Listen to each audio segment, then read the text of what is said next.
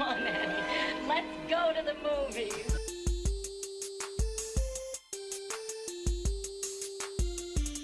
This is the Cinereelists, episode 501. My name is Kyle. My name is James. And my name is Zach. And we're here to talk about movies, movie lists, and movie obsession for the next hour or so. James, Zach, welcome to the show. Thank you, Kyle. You're Appreciate welcome, it, Kyle. Zach and James. It's so nice to see you, Kyle and James. It's been almost a week. Do you ever listen to podcasts and you can't tell the hosts apart? You know, like you obviously know the difference in their voices, but you don't know which one is which.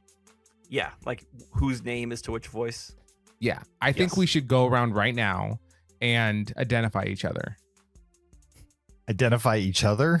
Yeah. What does that mean? So the person that just spoke has a beard.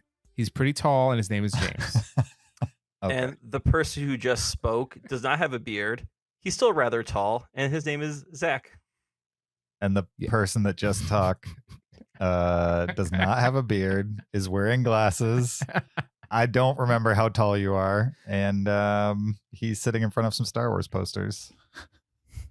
This is great. I love how like these are the things you need to know about someone. Like, Well, I was following your lead, Zach. Thank you. Because you're a follower. No, I lead from the back. Okay. Wait, that's a bad leader. No, I don't lead from the back. You like All sit right, in a guys. cushy chair and okay. In James? order. Episode 501. We made it. We're We past made it. 500. It is off the rails. Yep. From here on out, we're throwing the format out the window. Just footloose, fancy free from here on This out. is now a music and TV podcast. Right. We're gonna Yep. kick off the heels every episode. It's gonna be a real barn burner from here on out. I feel like we have to introduce someone else. We're bantering here, but we have someone patiently waiting. If to you're join watching us. us on YouTube, you would already know that there's someone just making faces. Zach, would you like to introduce this person? Absolutely. We have on a frequent collaborater to the Cinereelists. He has been a near constant guest of ours. Definitely a friend of the show. He's our Paul Rudd expert. He's our James Bond expert. What else is he an expert on? Cigars, Sonic the Hedgehog. This man knows literally everything about everything. And so he needs no introduction. And so I will just skip that part. I will say, Scotty, welcome to the show. Hey, thanks, guys. Yeah, none of those things are true. I'm not an expert on anything, actually. So, but I appreciate the vote of confidence. Well, you're an welcome. expert on Scotty. I mean, I'm not even sure that is true. Who knows? Scotty has the distinction of being the only person on the show that James was not on. What? James has only Is that missed, true? I think, one episode of the podcast. Is that right? No, you and Kyle talked once. Is that yeah, true? you guys did an episode where you did like a countdown of the top movies of every decade or something. Yeah. Oh, and that was so super fun, Kyle. That was a lot of fun. Without James Yeah. there was really the highlight of my career on this podcast. I can so tell you, far. as someone who listens, that it was really fun yelling at my my iPhone while you guys were talking about some of those movies. It was wonderfully frustrating. Were you trying to sway our opinions? I tried. Did you not hear me? I think we picked good movies, so I don't know what you would have rather us do. You picked good movies, but you didn't always pick great movies. Yeah, Well, yeah, for sure. Thanks. I think Okay. that should be It our new can't all be tagline. Speed Racer. I mean, you passed Wizard of Oz up. Oh Come my on. gosh. Oh. Classic. Yeah, Well, James, if you had actually seen the Still movie we annoyed. picked, then you could join the conversation. that's true. That's true. I agree. Well, the last time Scotty was on, it was episode 404. We That was talked, a long time ago. yeah, Living with Yourself with Scotty and his wife Allison.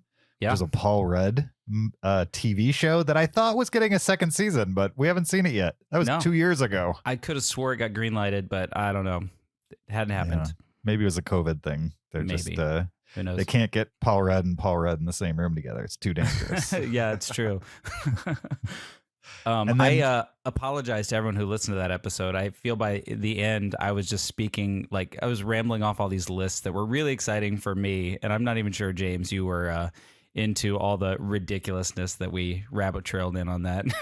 No, I love that episode. It was Anytime we so- can get so somebody crazy. on who's seen every film from one person, I don't even think I can claim that. Like from a director, I can claim that, but not from an Sure, actor. sure. Yeah. Can Well, you I guys think- claim to have seen every Yes, film from I one have. actor? I have What? Cazelle. John Cazale? Yeah. Oh, he was only in 5. That's Correct. every movie. All right. Well done, Zach. Sure. I'm gonna get you. I'm gonna get you a ribbon. The woman from the bathtub in The Shining. I've seen every one of her movies. Was that the only one she was ever in? Yep. Are you sure about that? Oh, I'm positive. All right. Well, the last time Scotty was on and talked Bond was way back in episode 164 in November of 2015. That's how long it's Ugh. been since we've gotten a James Bond movie. Wow. Crazy. It's a long time ago, right? Mm-hmm. I wondered why I had only a vague memory of Spectre. Yeah, because it was 6 years ago now. Yeah. Nearly 6 years ago. Wow. Which I is that the can't believe it. longest amount of time between Bond movies? I think there was either a 6 or 8 year gap between the last Timothy Dalton movie and the Brosnan movies. I want to say it was 6 years. I think that was 88 to 94. Okay.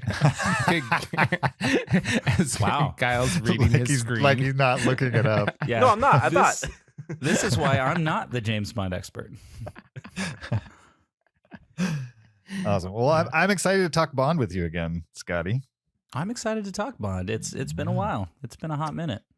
For sure. We're definitely going to do that this week on the show. We're also going to talk some listener emails that you guys have been sending in that we've been ignoring because the last 2 episodes were far too long and just we couldn't fit in the emails. So we kind of grouped them up into this episode. Before we jump into those emails, I need to remind you of a few things. There's a video version of this podcast on YouTube. Go to YouTube, search Cinereelists, watch the podcast while you listen to it. You could also support us on Patreon at patreon.com/Cinereelists. You could leave us an Apple Podcast review. And also, like I mentioned, you could send us a listener email. We're going to go through a couple of them right now. Kyle's going to read us our first email. Hit it, Kyle. This is from our friend south of the equator, Josh. Hi, James, Kyle, and Zach. Congratulations on getting to 500. Just want to let you know some films I've seen so far this year. And I will say that many of these are Cinereelists' either favorites or ones we've discussed a lot. I love that he went out and made sure he saw these movies. Some key Cinerealist movies, yes. Yeah. The first, Pan. Not the rubbish bag everyone says it is. 2.5 stars. Disagree. That's pretty even-handed, I think. 2.5 stars is not exactly a glowing endorsement. No, but not the rubbish bag. I think that's pretty good. I want to add rubbish bag to my everyday speech. Yeah. I actually do as well. Yeah. That's I a think just the rubbish word rubbish. It's fun to say. bag. Yeah. Next, I gave Pan I think 3.5, but I'm fine with a 2.5 for Pan. as long as it's not a rubbish bag, right? Insanely high at 2.5. Definitely not a rubbish bag. I have yet to see Pan and probably never will. Oh, we'll watch Pan. I have it on 4K. They have a 4K release of Pan. Wow, I can't believe that. Well, don't you need a 4K player, Zach? Yeah, I don't have a 4K player. Mhm. So You'll have to bring yours over. I'll wait. No, I asked Kyle to once, and he said no. It was too delicate. I wasn't gonna fly with it. Yeah, Wow. yeah. Next, Ex Machina. This is a rewatch. Nobody stabbed anybody, but somebody had the opportunity to move the knife out of the way, and they intentionally did not. 4.5 stars. Do we have to open this wound again? So he's weighing in Yeah. on the debate. James says Clearly. that the robot girl wasn't trying to kill him, that he just backed up into her knife. And I said that absolutely she was trying to kill him. She walked up on him with a knife and stabbed him. And And Josh is finding the middle path. He's saying that she didn't stab him, but she intentionally held the knife there while he backed up into it. I'm sort this of be- in agreement with Josh on this one. Having watched this recently, there is not a stabbing motion, but there is definitely someone had to hold that knife for Oscar Isaac to back into it. I'll say two Yeah. things. There is intent to kill, Mhm. and I've reviewed it frame by frame. There's a thrust of the knife with an angle change. Does she she takes a step forward? No, a thrust with the hand with an angle change. okay. James is crossing he's shaking his Yeah. head no, as if there's not a thrust of the knife. But I've gone frame by frame. You act like you're the only one that can go frame by frame. I've gone frame by frame, frame by You frame, frame by have frame. not gone frame by frame. I absolutely Look- have gone frame by frame, and there's no forward thrusting. There's forward motion in that she's walking forward, but the actual arm does not move forward. James She's did not- his own research and came to the conclusion. I tend to feel like I Ridiculous. agree with you, James, but I also feel like this is a Minority Report situation where, like she could have killed him, but also like she wasn't given the opportunity to make the decision. So you can't pre-crime her. That's all I'm saying. You can't The charge her whole- with pre-crime. The whole point of the argument is where she is in the development cycle of the robots is that she Right. doesn't have autonomy. She can't kill somebody because she wants to. She can walk towards somebody with a knife because somebody tells her to, which is what No, what's her name? The you're other robot misremembering. tells her to. You're misremembering. That's I'm not, not first of all, misremembering. that's not your stance. But two, that's not what happened. That's my stance. That's not what happens. This wound has definitely been reopened. Wow. It's never Well- been closed, trust me. Shots fired from I will die Australia on this hill.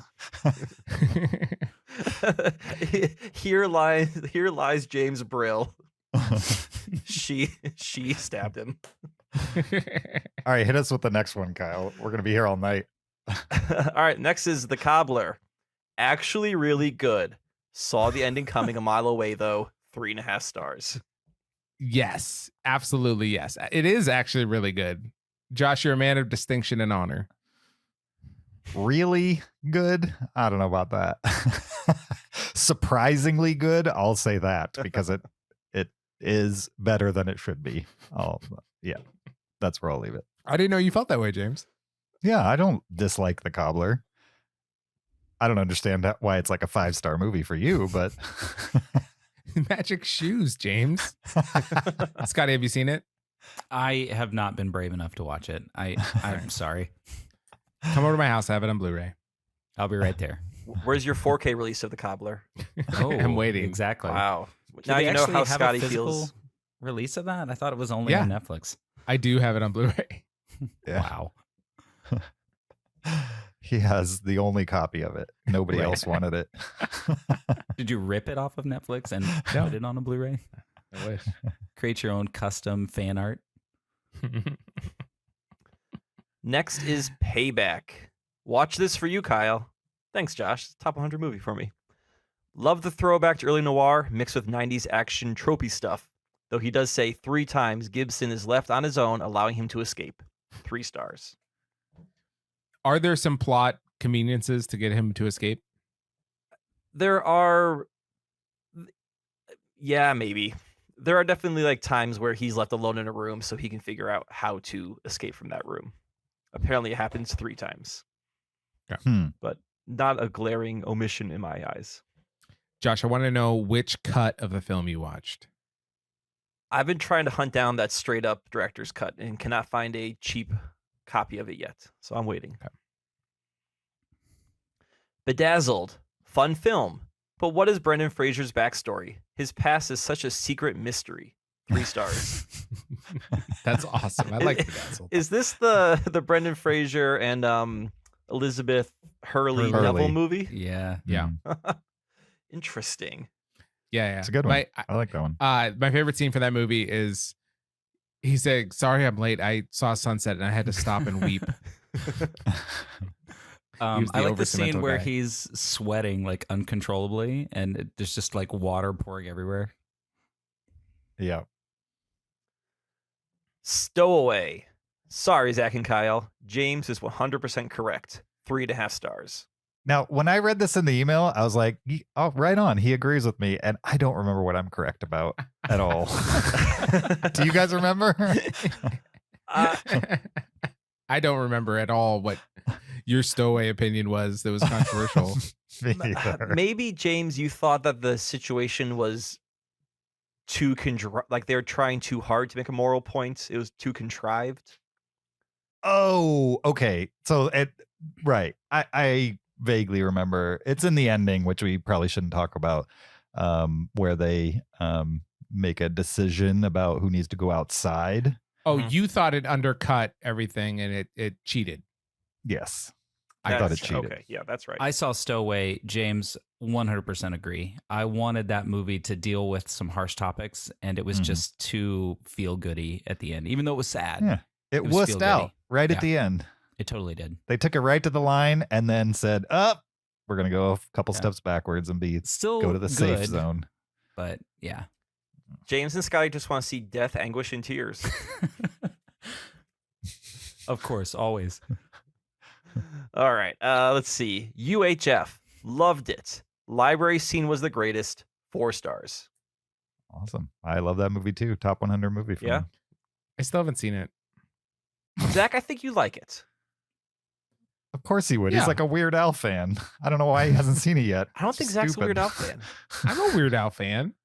Really? Can Yeah. you talk to me about Weird Al as a fan? Absolutely. Not as like a Wikipedia searcher. Okay, what about the fact that he started as a DJ in high school, and he would play his music off cassette tapes in high school, and he got known because of that? That sounds like the first line of his Wikipedia entry. Weird Al Yeah, started but- as a DJ in high school playing cassette tapes. But did I have enough time to Google Weird Al and read off of it? Yeah, you saw this coming. I You got the predicted emails too. That is a conspiracy theory. Yeah, I'm a huge Weird Al fan. We have never, in our 30-year friendship, I don't think we have ever discussed Weird Al. Some things I just want to keep and let them be mine, you know? I don't accept that. He has curly hair. Plays an accordion. Yeah. Sings music. Yep. Do you know his parents said, we'll buy you an accordion or a guitar. Which one do you want to learn? And he picked the accordion. And Well, this was when Bob Dylan was like playing electric guitar, and he's like, I'll play accordion. Because his dad was also a famous accordionist. Yeah. Which you did not know until right now. Is accordionist a word? Says you. I was wondering the same. I'm going to say accordionist is a word. All right. Any word Well, is a word if you're brave enough to use it. Oh, yeah. You're the Oh, music take teacher, that. so we have to take your word for it, Kyle. I'm going to educate you, son. Next up, Phenomenon. Thank you, Zach, for bringing this up often. This is such a 90s film in so many ways. Travolta dancing with his dog was strange. 3 stars. That's such a funny review. I like that review a lot. This is another one that's on Zach's like high on his top 500 list, and they should have named the movie Mediocre, not Phenomenon. It was awful. Wow. Thanks, Chase. Jay Leno. You doing headlines later? I am. I wrote these out before we hit record. Yeah, it's a top 50. I think it's a top 25. I'd have to double check. You know, Top in high 25. Phenomenon is the top 25. 25. I mean, I'll double check if you want. Kyle, this my is how long it gosh. takes me to look something up. No, So hold on. It's worse than I thought if it's a top 25. James, when was the last time you saw it? Phenomenon? Yeah. Once was enough. A long, long time ago when it first came out. I saw it like 15 years ago again. And it gets a little schmaltzy towards the end. Yeah. Yeah, it's emotional. Schmaltzy, though, not just emotional. Like, Room is emotional. Yeah, it's not Room. Okay, it's While number Zach looks 60. It's 67. Okay. So it's not even top 50. It's barely I top hate it. 2/3. I feel better that it's not in the top 25, but it's still way higher than Schindler's List. I like it one less than The Rocketeer. Awesome. All right. Next, he watched The Postman. Wow, he's really going into the Zach well. Mhm. Finally watched this, and it's insane. So many one-liners. It's highly entertaining. Beast of a movie. 3.5 stars. This continues the streak of a never-ending stream of everyone that writes into the show about the Postman likes it. We've probably had 8 or 9 people say they like the Postman. Sure. I like The Postman. I just don't understand why you love it so much. Yeah. So good. Scotty, have you seen The Postman? I still haven't watched it. What? I know. You're- We were supposed to watch it at some point, Zach, and I think I held off because of that, and we never got around to it. So really, it's your fault. Okay, well, you're invited over tomorrow. Blame shift right Is there. there He did even- like it better than Pan. Is there even a Blu-ray release of that movie? Yeah, I have it on Blu-ray. Wow. I'm shocked. Yeah. Yeah. All right. And his final review is Pootie Tang. Sorry, not paying $5 to rent this. Josh, So it his is review worth is the he didn't watch $5. it. Yeah. He didn't watch it. He didn't watch it because he doesn't want to pay $5 to rent it. I mean, that is a lot of money to watch one random movie that's probably not very good. Probably Josh, not very send good. us your Venmo. And we'll each send you, like $1.33. $1.25 maybe. I'm not in on this. No, You guys can split it yeah. 50-50. I don't care if he watches Pootie Tang. Well, I don't know if that's $5 like Australian currency or $5 American. So we might He's- need to adjust. Oh, Good thinking, Kyle. I don't know what Yep. the current exchange rate is between the two. So let us know the exchange rate, and yeah, we'll have if it's James send you. reasonable. Yeah. Zach, just invite him over to watch the 4K. Josh, come over tomorrow, and I have Pootie Tang on DVD. Waiting It for that doesn't Blu-ray to exist come on out. Blu-ray. Yes, it does exist on Blu-ray. It does? Yeah, Not they in the just- U.S. It's definitely in the U.S. They released it on Blu-ray in the last 6 months. Really? Yeah. I did not know that. I was shocked when I found out that there was a Blu-ray release of Pootie Tang because I figured No, that people just forgot about that movie. they did. It's back. Anyway, he goes on to say, "Love your work from your Aussie friend of the show, Josh." I think we can call Josh a friend of the show. Yeah, friend of the Yeah. show. Yeah, you can take that Absolutely. question mark out of there next time, Josh. Yeah, I like get rid of that Josh. question. Josh, can you resend this email but without that question mark, please? It's like you're waiting for him to say yes or no, Zach. Well, Josh, thank you for writing in. James, you have a letter, correct? Sure. I have a letter. Somebody A sent us a letter. a communique, a pigeon.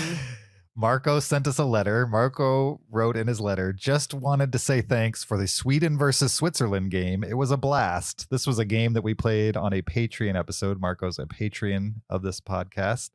And we appreciate that. And we can't tell the difference between Sweden and Switzerland for some reason. So we played a game to see who knows more about Sweden or Switzerland, me or Kyle. And I think Kyle won, right? Yeah.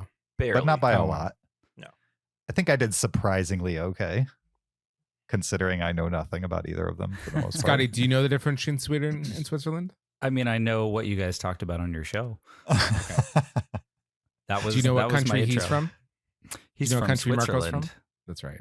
That's right. I do remember that a little bit. Yeah. Marco continues, "Since I'll be turning 40 next year, I had an idea for a list. Top 10 feeling old / midlife crisis movies."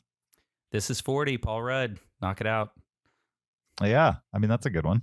You know, Right there in the title. this seems like a list Right more there. for James to make. 40-year-old virgin. Ooh, Right there in the yeah. title. Another Paul Rudd movie. Right. 1943. Is that a No, that's not. that a movie? The Spielberg movie, 1942. 1942. I was thinking of the sequel. Yeah, the sequel. Midlife crisis movies. A Falling Down is a great midlife crisis movie. Oh, yeah. He snaps. I saw that Um, because of you, James. Yeah. What else? American I'm trying to Beauty. think. American Beauty, yeah. Yeah. Although that one's aged quite a bit. That one's Poorly. tainted. Trying to think of something else that might be a midlife crisis movie. There's probably a lot because a lot of men make movies. What about Father of the that Bride age Part range. 2? Classic, right? Steve Oh, yeah. Martin. Absolutely. He buys I'm an into it. expensive sports car in that movie. Well, we should probably stop there if we're going to do the actual list. So Back to school. Back to school? Is that well, kind of, because what's his name? The main guy goes back to Rodney? school because he wants to change. Dangerfield. Yeah, he wants to relive his college years. I could see that.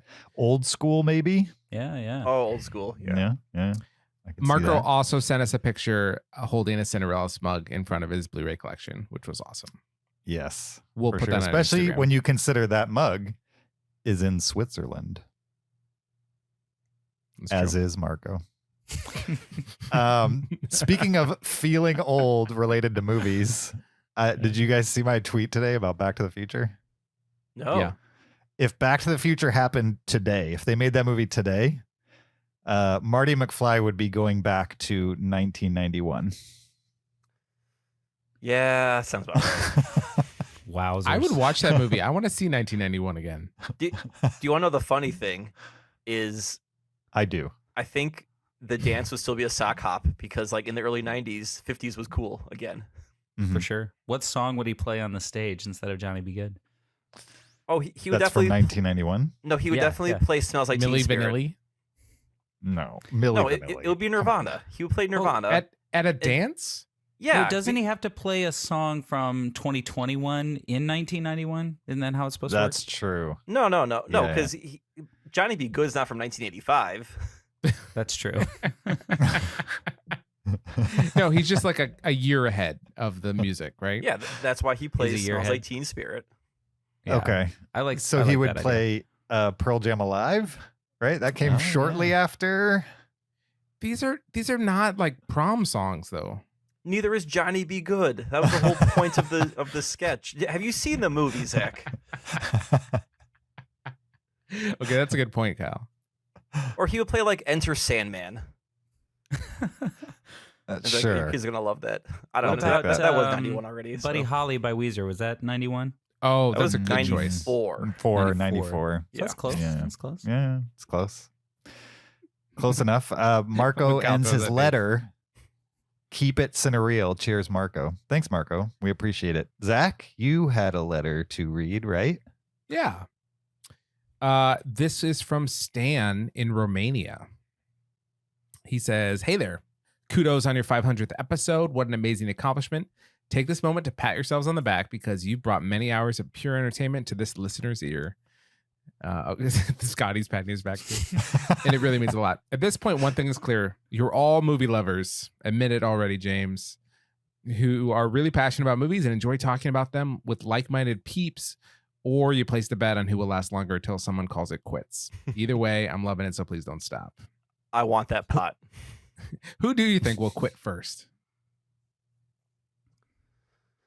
I don't know. I have no clue. It won't be me.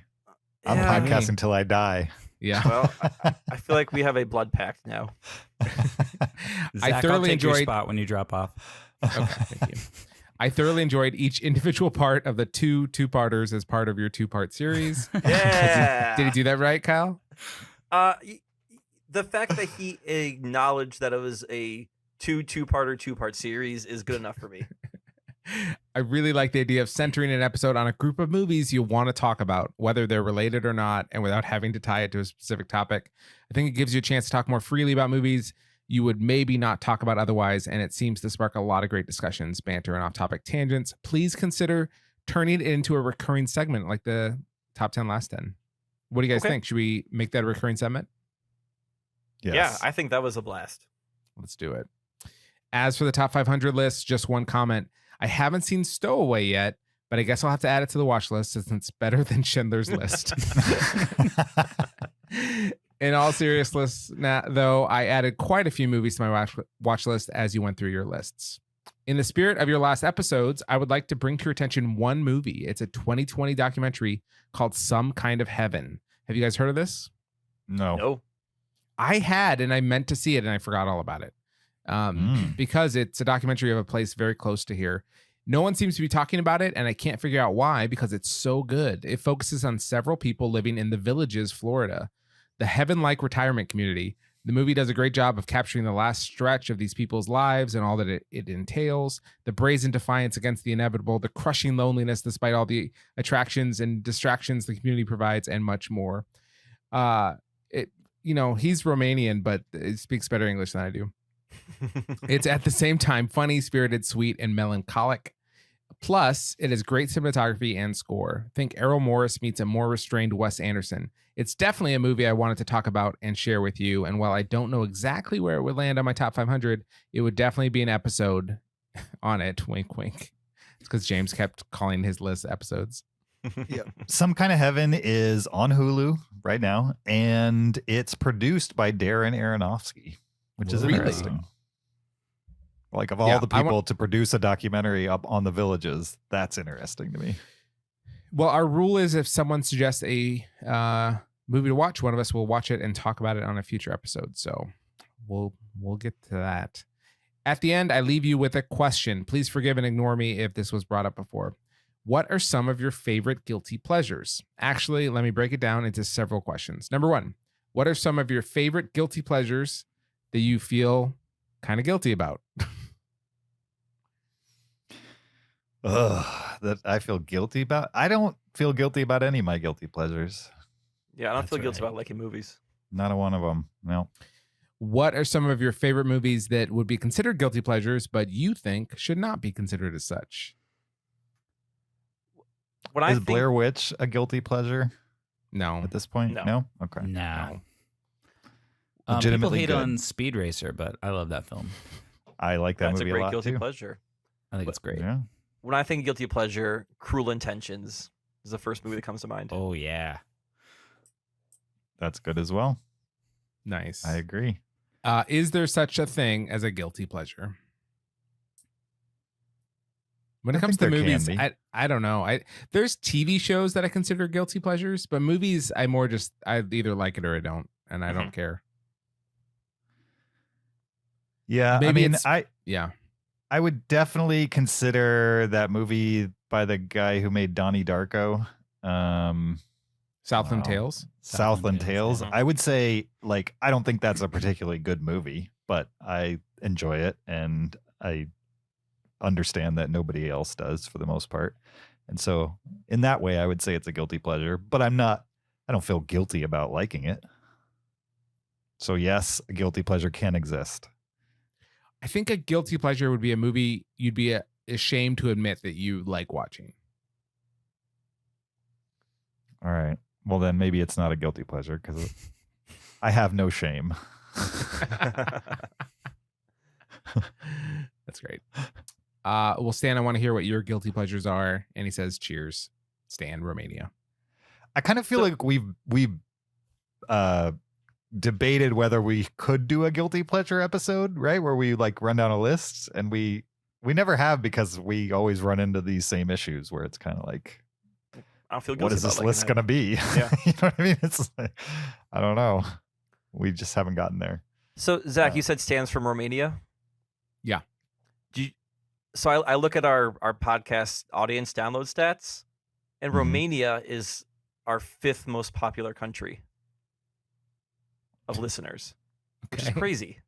Nice. Like, So Wait, So gotta Stan's help not there. alone, is what you're saying, Stan- or is he the only one from Romania, and that makes I him mean, the 5th most? unless he's downloading like 30 episodes a month or something Stan, like that. organize a meetup. Yeah, I would love to hear from more Romanian listeners because it's also our most popular non-English speaking country. So I'm curious to know what kind of hold, like, why Romania? It's great, but clue us in. It's great. I literally only know one thing about Romania. Nadia does that Comaneci. Nadia Comaneci. Have you never heard of Bucharest? I mean, I've heard of that place, yeah, but I don't know anything about it. I know it borders Hungary.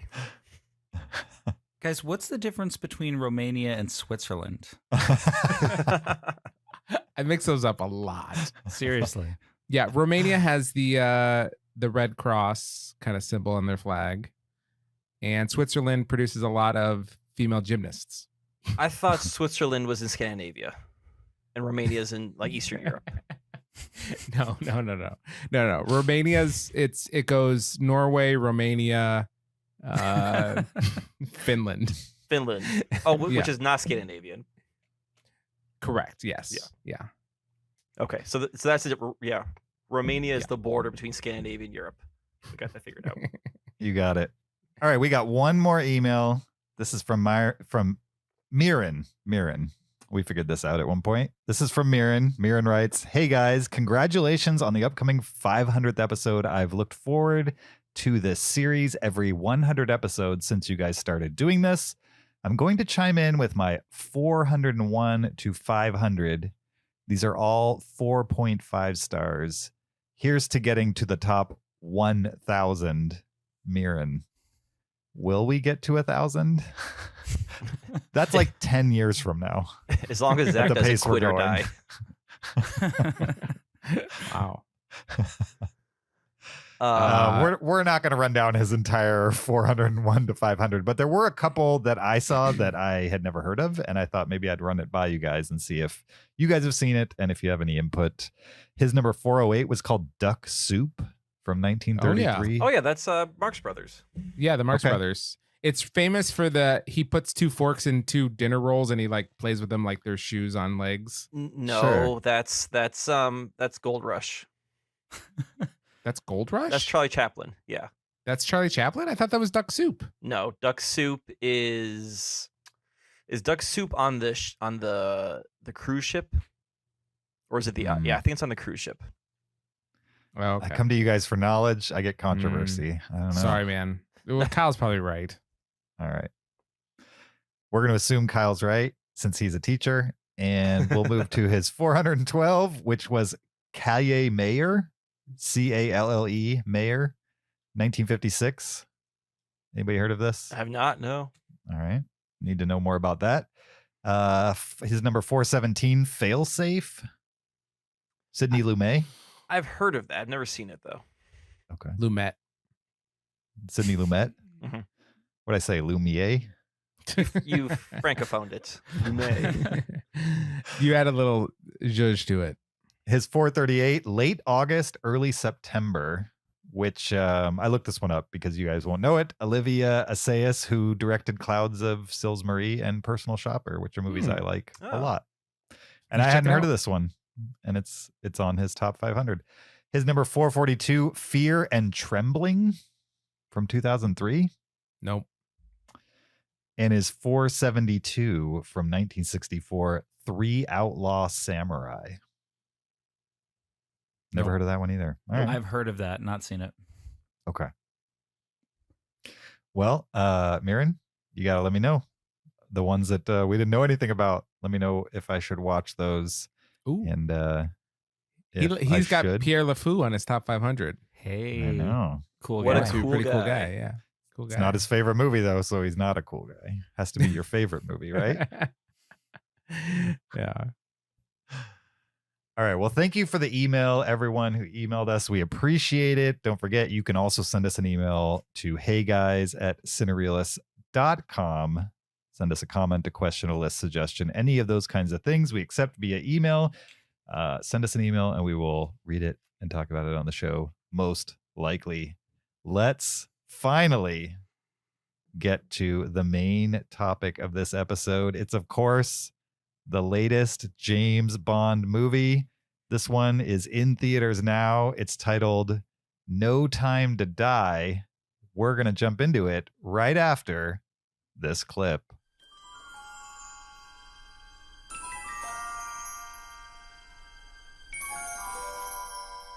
That was No Time to Die, a 2021 spy film and the 25th film in the James Bond series. It's directed by Cary Joji Fukunaga. It stars Daniel Craig, Rami Malek, Leah Sado, Lashana Lynch, Ben Whishaw, Naomi Harris, Jeffrey Wright, Christoph Waltz, and Rafe Fiennes. The official IMDb plot synopsis for No Time to Die is: James Bond has left active service. His peace is short-lived when Felix Leiter, An old friend from the CIA turns up asking for help, leading Bond onto the trail of a mysterious villain armed with dangerous new technology.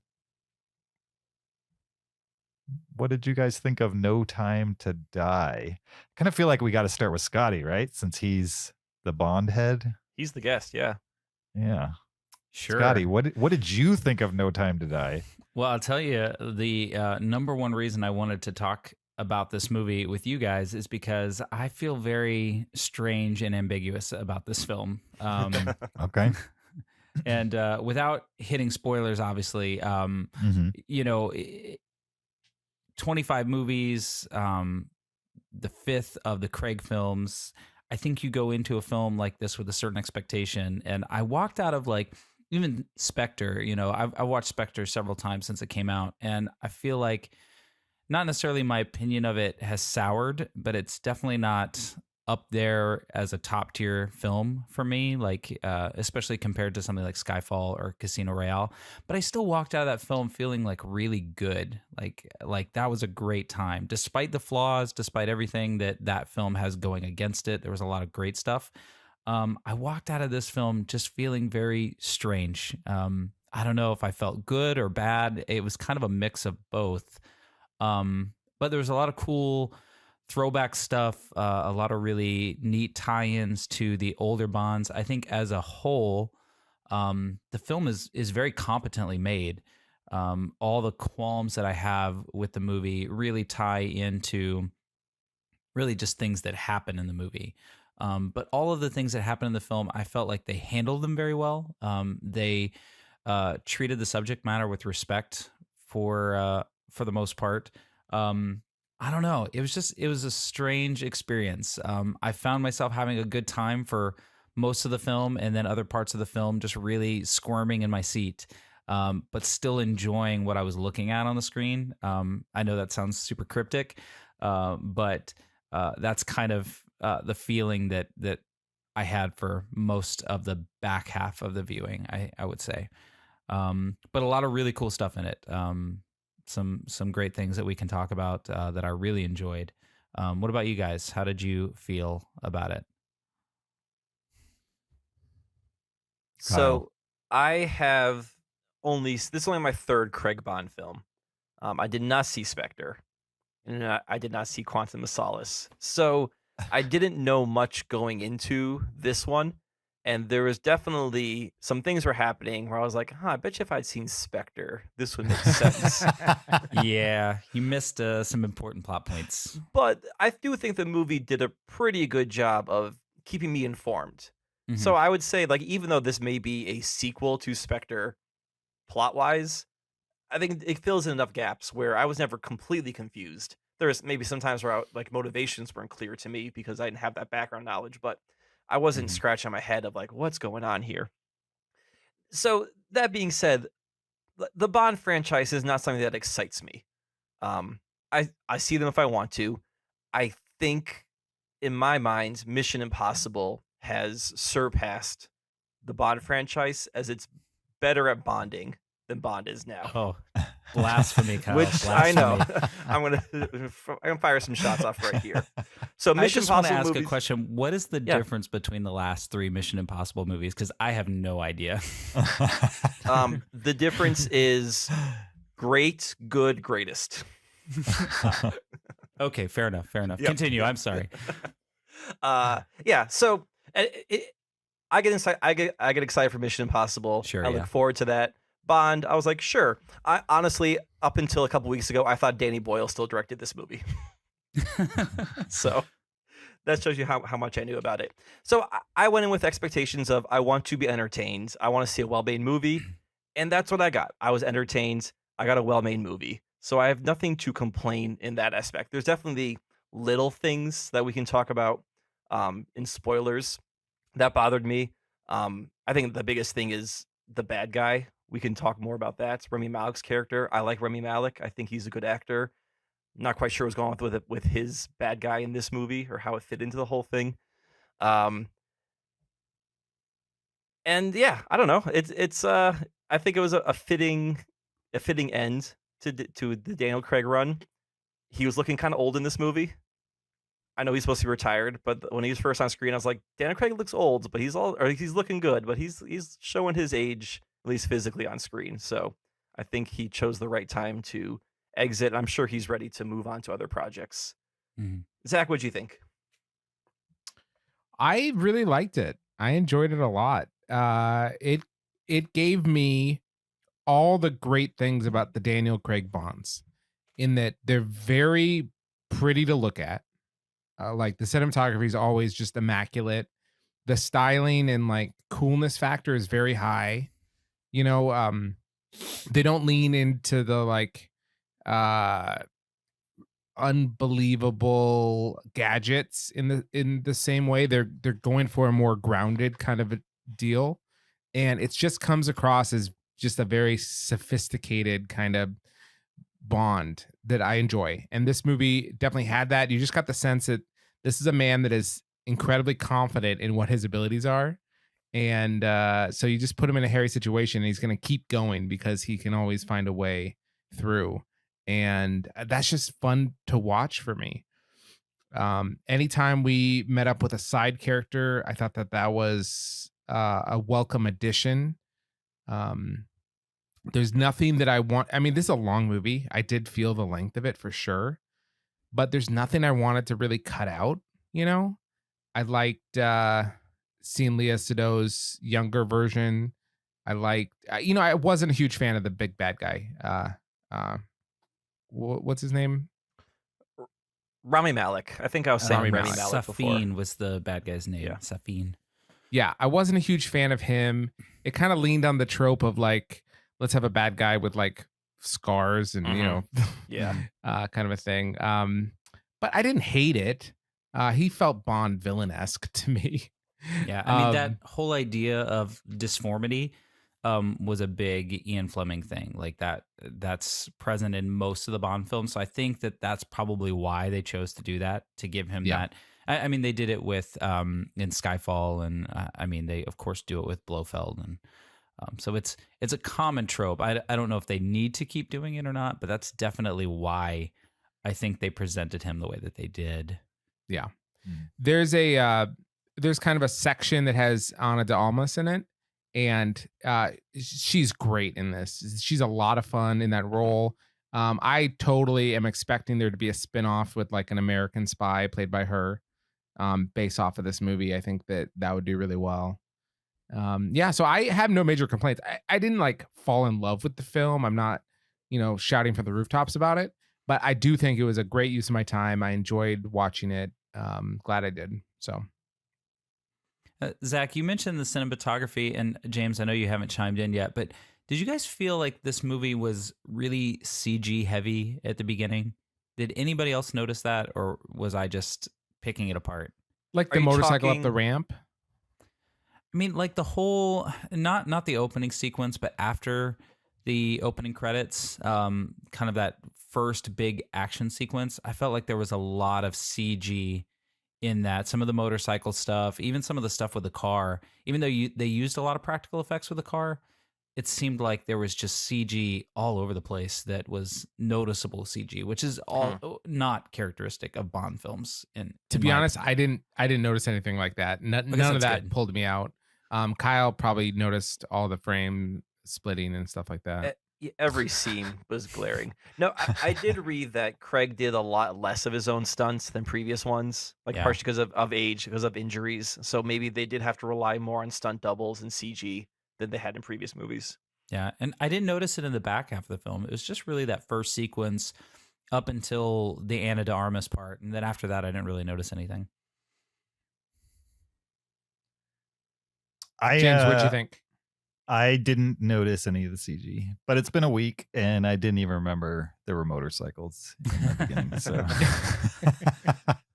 honestly, I came away from this movie thinking I would remember like two key things, and that's pretty much all I remember from it a week later. And it happens to be that those two key things happen towards the end, so I'm not going to mention them here, but I think they're pretty great parts of this movie, and I think they cap the franchise in an interesting way, and it's probably why Daniel Craig is my favorite Bond. is because they've taken a series that is kind of monster of the week, tends to be that way. Like back in the past, you kind of carry over the Bond character, you carry over M, but a lot of other people you just don't carry over from film to film. And they've kind of created this little universe of people that, some come in and out, and some got kind of rolled into the Skyfall reboot and have shown up in subsequent films since then. After Quantum of Solace failed so hard, Skyfall is almost like a hard reset on the series in some way. And I enjoy these last 3 films because of that, for sure. I like Casino Royale as well, but I like when James Bond is not just a spy and a guy who does not have a personal attachment to what's going on. And in Skyfall, I think they do that really well, that balance, giving him a reason. I think Spectre builds a reason for this movie to pay off, and I think it did it pretty well. I can't imagine a better scenario, but I also haven't put a lot of time into it, and I was happy with what they gave us. In the end, as far as action scenes go, though, I'm just not going to remember any of them. They all just kind of melt for me into better stuff that I remember from Skyfall, basically. But I've only seen it once, and I've seen Skyfall 4 or 5 times. So maybe that's the difference in what I'm going to remember and what I'm not going to remember. So yeah, not disappointed by it, but also not really blown away either. So Scotty, I'm going to kind of build off of that. And when it comes to action sequences, that's what separates Mission Impossible and Bond for me.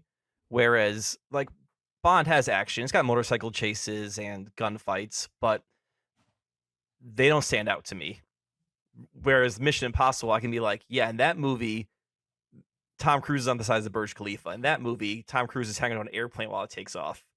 And the Bond movies, this one specifically, did not leave me oh yeah, this is the Bond movie where Daniel Craig does blah. So maybe I'm a sucker for the giant set piece, but this movie kind of lacks some of that. No, I actually agree with you on that. I think, and I was kind of joking when I talked about the last 3 Mission Impossible movies, but for me, the best Mission Impossible movie is the first Mission Impossible, because it feels very spy-esque, and the rest of them just feel like action movies. And I think, for my money, I'm looking for kind of the secrecy and the diplomacy and all that stuff mixed in with a little bit of action. And I think maybe that's one of the things I liked about this film too, was that they did give James Bond a lot more, I guess drama is the right word. They're kind of pushing on story in terms of personal development story, not necessarily what is the bad guy's main objective and all of that. And I enjoyed that. I enjoyed how they played on that idea. They gave Bond a lot more emotions and a lot more things to play off of.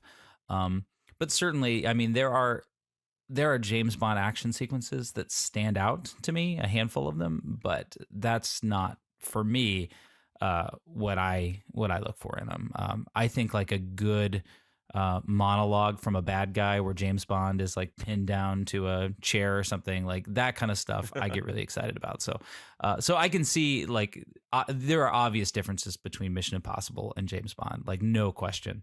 So I guess it's really just what you're looking for in the film. So political answer. Yeah. Sure. No, I enjoy both series, but I do think with Mission Impossible suffered from the same thing that I don't have a problem with the older Bond movies, but they happen and then I move on. Mm-hmm. And sometimes I get that vibe from Mission Impossible too, because they just don't give you enough with Ethan Hunt to grab onto as far as a reason why he cares this much.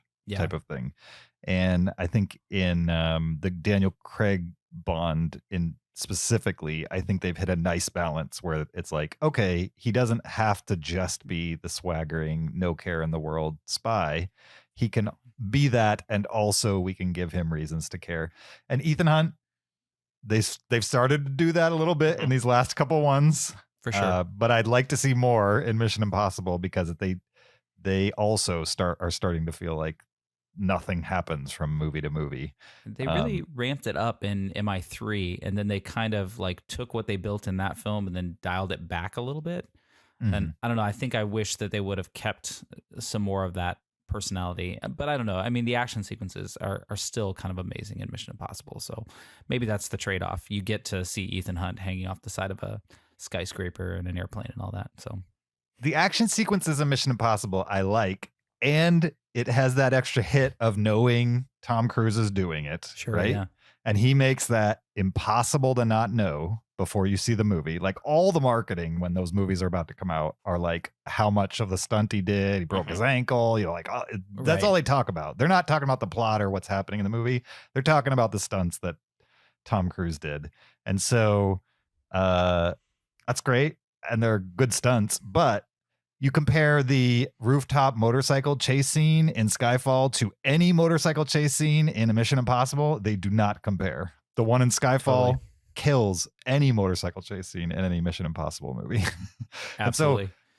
I think it there killed the are motorcycle memorable chase in chase this. scenes in Daniel Craig films, in these Bond films. They're just not loaded with all this extra like baggage that really has nothing to do with the movie. The Tom Cruise baggage where he's like, I actually did it. And that's amazing. And I'm not like diminishing that at all. That's kind of what makes it memorable. If it was random stunt guy, I'm not sure hanging out on an airplane would be memorable. For sure. He's a genius in that way. Like, it's not that crazy a stunt, but since it's him, it is. So, okay. I think we've gone off the rail as far as No Time to Die goes. Does anybody else have something to say about the movie? Kind of spoiler free. Anything we haven't touched on? Leah Seydoux came back. Yeah. She was his love interest in the first one. They gave her a little bit of reason to be there in the first one, but I think they beef it up quite a bit in this one. Who else is back that we can mention? So we get Felix Leiter. Yeah. Yeah, Felix So- is in there. He plays my favorite spy trope, and that is the CIA agent who's completely working their own little side thing. And they usually wear Hawaiian shirts. And this can be in a Always. movie, in a video game. And like they always have a helicopter guy, they have a gun guy. Like there's just this, they're kind of like the Deus Ex Machina of the spy world, where like we need the CIA guy with the connections who's kind of running off grid. And I think it's a great trope. And I was happy to see Felix come back playing that role. Yeah, Felix Leiter is one of those reoccurring characters that's been in like not every film, but he's been in a lot of films since Dr. No. And they always get somebody interesting to play him. I think Felix Leiter is always a cool character, but Jeffrey Wright, I mean, is just great. That attitude that he kind of brings to the role. I mean, even from Casino Royale to this, you know, he's just got that kind of grizzled, like you said, Kyle, just CIA kind of doing his own thing kind of guy.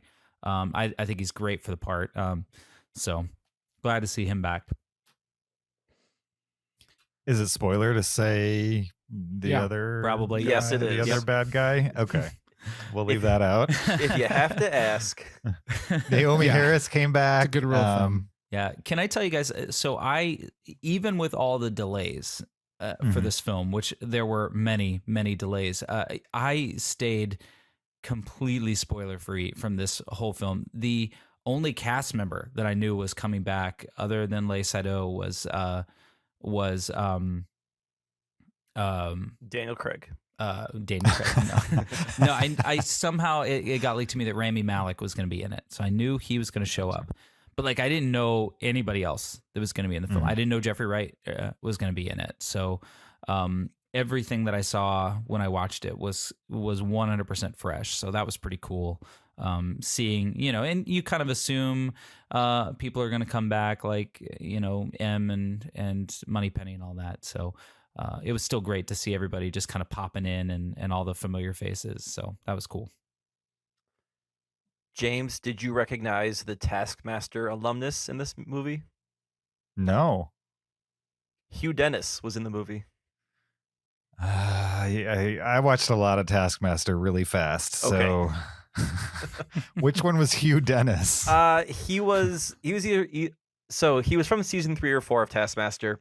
He was Okay. one of the guys in the lab at the beginning. Okay. Like- oh, yeah. He's Yeah. kind of the cocky, good-looking guy that was on Taskmaster, who's like the host's friend a little bit Yeah, but Yeah. brought in terrible prizes every single week. on purpose. Yeah. Yep. So, Okay. that was just kind of. I was like, hey, I wonder if James recognizes Taskmaster. I absolutely did not recognize him, but that's cool that he's in there. What about the scientist guy who kind of gets strung along into the excitement? I didn't write down his name. What'd you guys think of that guy? I thought he was the right level of funny, but not like a joke. Like he felt like he fit in the world, but was still like funny and like casual. I like that. I got like a Boris vibe from GoldenEye. Yeah. I thought he was really cool. The guy who played the other CIA agent, Logan Ash, the guy from Ingrid Goes West. What else is he from? Because he's like, I was watching this. I've seen that guy before, and I looked at his filmography, and I couldn't pick him out from anything. Yeah, I've only seen him in Ingrid Goes West. He plays the brother who like shows up near the back half of the film. But he was great. He was perfect for that role. Billy, I thought it was all right. Magnuson. I mean, he doesn't have much to do, but Oh no! what he was there to do, it was fine. Yeah, he did what he came to do, and he did it in an amusing way. So Sure. definitely. Yep. If Zac Efron was less famous, he would have played that part. Oh yeah, for sure. There are a couple other non-spoiler things that I really enjoyed with the film. The opening gun barrel scene was fantastic. It just looked so cool, and the camera like pans down as it comes out of the gun barrel, which I don't think they've ever done before, which was pretty cool. And I they really recreated it, didn't they? Like in the movie? Yeah, there's a cylindrical hallway. Yeah. Yeah. And I really liked the opening credits. The Billie Eilish song was great. I enjoyed all of that. Yeah, we've been listening to that song for like a year now. Yeah. Over a year. About a year Waiting ago. for a movie to come along with it. Right. That's funny. It's a good one though. As far as Bond songs goes, I like that one. Yeah, Billie definitely, Eilish sure. is that is a perfect person to be singing a Bond style song. Oh Like, yeah, her definitely. voice just fits that mood and genre so well.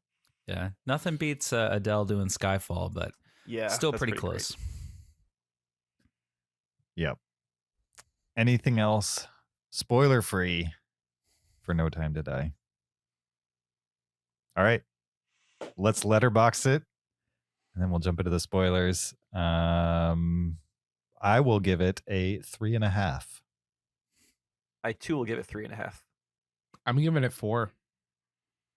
I'm gonna give it a 4. I'm teetering on that between a 3.5, but I'll give it the benefit of the doubt. 4. The last time we talked, Scotty, Bond, when we talked Spectre 6 years ago, you Mhm. gave Spectre a 4.5 to 5. Where would it land nowadays? Probably a 4. Yeah, like I said, I don't want to say it's soured on me because I don't like it less. But Mhm. there's a recency effect from seeing a film like that where you're just really excited about certain things and you experience those things. And I don't know, like so really on Letterboxd, I don't rate any Bond film. So if you go to my Letterboxd right now and look at my Bond films, they have hearts, no ratings, because it's really hard for me to separate the fandom from objectively reviewing the film. So it's tough to Sure. say, but I would probably today rate it at like a 4. It's not one that I watch over and over again. I definitely prefer Skyfall. But despite its flaws, it's got some great parts. I really like that opening sequence with the Day of the Dead, and there's a lot of cool stuff. So Definitely. All right. So 2 3.5s and 2 4s for No Time to Die. We're going to move on to our top 5 James Bond films starring Daniel Craig. There's probably a shorter way to say that. Yeah. But top five. There's only five. No, of we're them, just so we're it's the top ranking the five. Daniel Craig Bond films. All right. Guys, We're guys, one of our 2-part series ranking James no. Bond films. You're missing it. Top 5, last 5 James Bond films. Oh wow, There we Boom. go. that was Perfect. smooth. It's officially overcomplicated. We hit the sweet spot. Okay, so Daniel Craig was in 5 Bond films. We're gonna rank them. I'll go first. I'm just gonna run down my 5. Number 5, Quantum of Solace. I don't like that movie. Number 4, No Time to Die, which I enjoyed and I liked the emotional aspects near the end of it. Number 3, Spectre. Better after seeing No Time to Die. Like my rewatch of Spectre, I think I'm still not going to be my top 2 Bond Daniel Craig movies, but it moved up in esteem in my brain. My number 2, Casino Royale, the original Daniel Craig one. Super fun film and a nice introduction to this version of Bond and a nice bridge between like really dark Bond and like traditional Bond. And number 1, Skyfall from 2012. 5-star movie for me. One of the best spy movies ever made. And the first Bond movie I saw where I was like, oh, James Bond can have a backstory and I can buy into this character on a less superficial level than I had in the past. And that's why it's my number 1. Zach? All right. My least favorite, Quantum of Solace. I just don't remember much about that. I think maybe a car smashes into a glass ceiling. That's maybe all I remember from that. Does that one have the parkour in it? No, No, that's Casino Royale. Casino Royale. Okay. Are we talking a literal glass ceiling or like a metaphorical a glass literal ceiling? like Oh, okay. glass ceiling? Does that happen, Scotty? I don't remember. And I think he That maybe terrible. gets There's a gets- hotel at the end that's like made out of glass. I don't remember Yeah. if they crash a car into it though. They I probably just remember do. a car, That and then seems I right. think he has his arms tied behind him, and he's sitting in a chair, and he gets like tortured. Casino That's Royale. Casino That's all I Royale remember. again. Yeah. Yeah, and then he plays a poker game, and no, I'm just kidding. Okay, so Casino Royale. Baccarat. I don't know what he plays. Then he goes to My- space. My number 4, he breaks the moon. My number 4 is Spectre. My number 3 is No Time to Die. My number 2, I'll say Casino Royale, and then my number 1 is Skyfall. All right. And the thing I remember the most about Skyfall is just the cinematography is so good. Especially there's this one kind of like shootout in a high rise through like the windows, and it's like got like this sweet blue light. That's what I remember from that. Yeah, and it's mostly silhouetted, that fight Yeah. scene. Yeah, there's like Yeah. a image of a thing going up the side of a building that illuminates them. Yeah. Yeah. It's good. Which I thought was really cool. No. My number 5 is Quantum of Solace. I've not seen it, but I think I would like it the least. Wow. My number It's 4 a bingo. is Spectre. I have not seen it, but I think I would like it a little bit more than Quantum of Solace. Number 3, No Time to Die. Enjoyed this movie. Number 2, Casino Royale. A good action movie. Definitely was not what I was expecting from a Bond film after the Brosnan years. And I think it's set up kind of the dark Daniel Craig that we got. And then number 1 is Skyfall. It's the one I remember the most. Javier Bardem plays a great bad guy in that. There's a cool shootout at a farmhouse towards the end. Am I correct on that? It's a mansion. It's a mansion. Okay, Yeah, but it's in the middle of all right. nowhere. Yeah. Middle of nowhere. Yep. Yeah. And I mean, and then the Adele song that I still hum that song. Like it's a banger. Kyle, we matched. I was just gonna ditto you. Nice. So Hey, now. I'll have some similarities, but I should say I'm going to put Quantum of Solace at number 5. I really like that movie. I think it gets hit on pretty hard for unfair reasons. Obviously, it's got some major flaws. It was written during the writer's strike, and it's really short. So it's got some problems, but I like it a lot. I think it contributed a lot, and it has some of the better action sequences of some of the films. but definitely the plot struggles along. I'm gonna say No Time to Die will be my number 4, then Spectre, and here's where I'm gonna mess things up. I like Casino Royale as my number 1, and Skyfall is my number 2. For me, Casino Royale is just I don't know. It's the perfect film. Skyfall has, I like the third act, but it's a little bit slower for me. But visually, that film is just incredible. So it's hard to put it below Casino Royale. But Casino Royale, I can't. There's nothing I don't like about the film. It's so good. So that'll be my number 1. Nice. Awesome. Well, there was definitely a pattern there. There was little switches here and there, but for the most part, I think we all generally vibe with where those films generally fall in a top 5 Daniel Craig list for sure. Well, thank you for joining us for this episode 501 of the Cinereelists. We appreciate your listenership. Don't forget, you can always send us an email to heyguys@cinereelists.com, REEL with an S on the end. You can also watch the podcast on YouTube. You can follow us on Patreon, and you can leave us an Apple Podcast reviews. Do any and all of those things right now. And also follow us on social media at Cinereelists on Facebook, Twitter, and Instagram. Or you can follow me on my personal Twitter or Letterboxd account at YoJRB. You can follow me on Twitter or Letterboxd at Shaban. You can find me on Letterboxd at Peter SKB. Scotty, thanks once again for joining the podcast. We need to do this more often for sure. Awesome. Thank you, guys. I just remembered you were on our listener call-in special. Yeah, my internet went out that week, and so I was in and out. I felt so bad because you had other guests on, and I had to call my internet company and get my router replaced and all kinds of fun stuff. It was perfect timing. Sure. Scotty, where can people follow you? Oh, yeah, I'm on Letterboxd, Instagram, SCO Deluxe, SCO Deluxe. And there will be links in the show notes for Scotty's socials as well. Anytime you have a movie you want to talk about, just let us know. Yeah, we got Ghostbusters coming up soon, Paul Rudd. So I mean, I'm good with it. I'm speaking for the other guys. I'm assuming they're good with it. I know Zach doesn't want me on. We might have to take a vote. I can see him.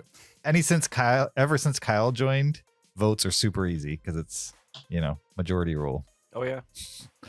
Before Zach and I were just paralyzed. Let's take a vote of if James should give Kyle $1. I say yes. I say yes. All right. I say no. Well, now with the voting system in rules. place, I feel bad that I was bashing Mission Impossible because I love those movies, Kyle. Please let me back on the show. He's fine with it. I mean, you won't come back on for Ghostbusters. That's not going to win you any points. I know, but it's got Paul Rudd in it. So, Paul Rudd's not been in any James Bond movies, so it's hurting my odds. There's a tie-in. Mm-hmm. Would that absolutely fry your brain if Paul Rudd showed up in a Bond movie? He did a faux Bond impression in I Love You, Man, so that's probably the closest thing we'll get. Interesting. I can see Paul Rudd as Q. Right? Yeah, he'd make a great Q. Yeah, he'd work that. I think he'd make a better Money Penny. They could really go with the gender swap there. For sure.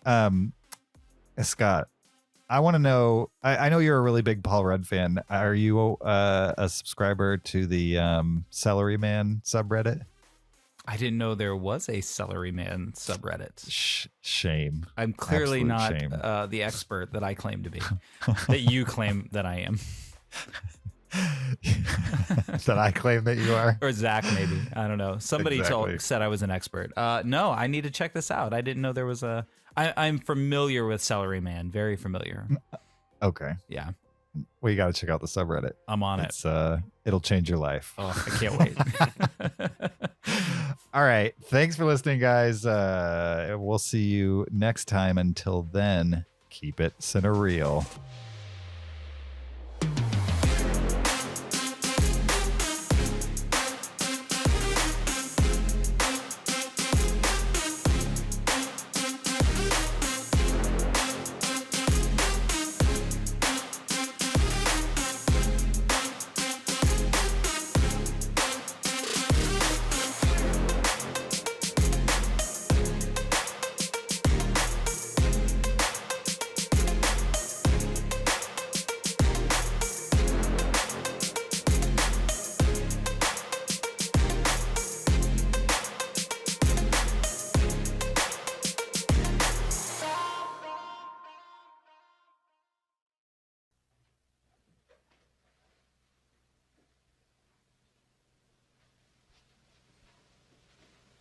You're still here?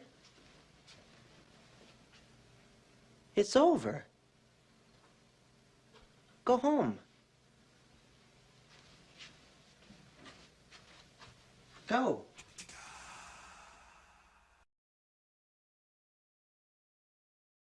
This is spoiler chat for No Time to Die. If you're listening to this and you've not seen the movie and you want to stay spoiler free, you should not be listening to this because we're about to talk openly and honestly about No Time to Die.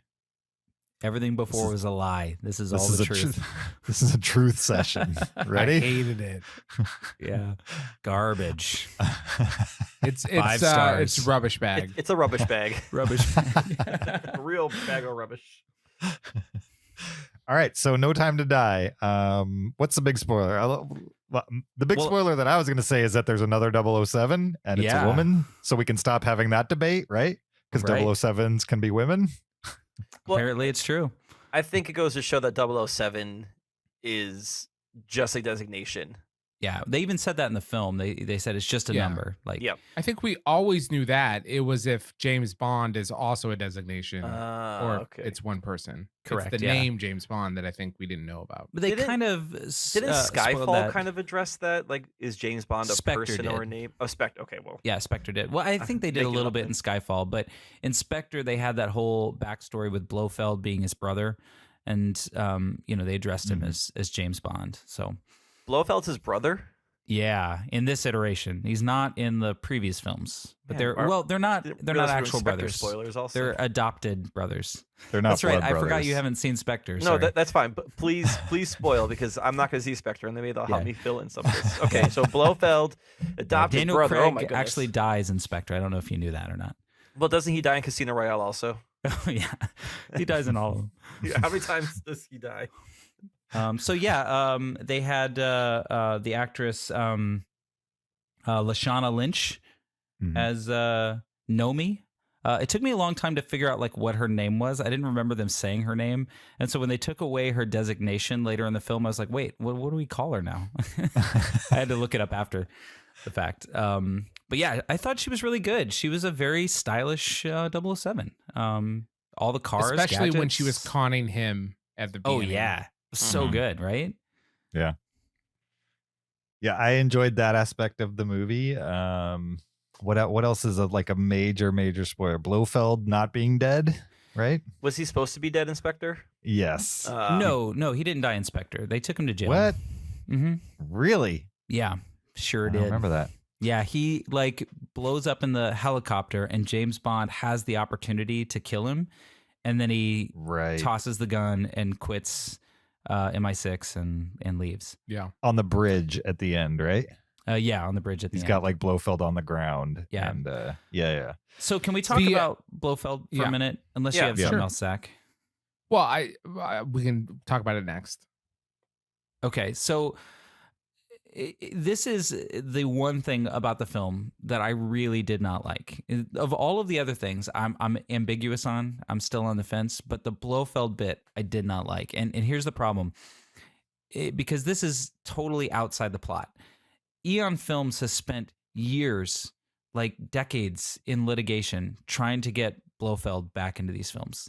And they brought him back in Spectre. That was like the big reveal. Like, hey, we've got Blofeld back. They brought in Christoph Waltz, who I think is perfect for the role. And they build up this whole thing about how he's behind everything. And then James Bond accidentally kills him. Accidentally. And here's my cat. Well, he was trying to kill him.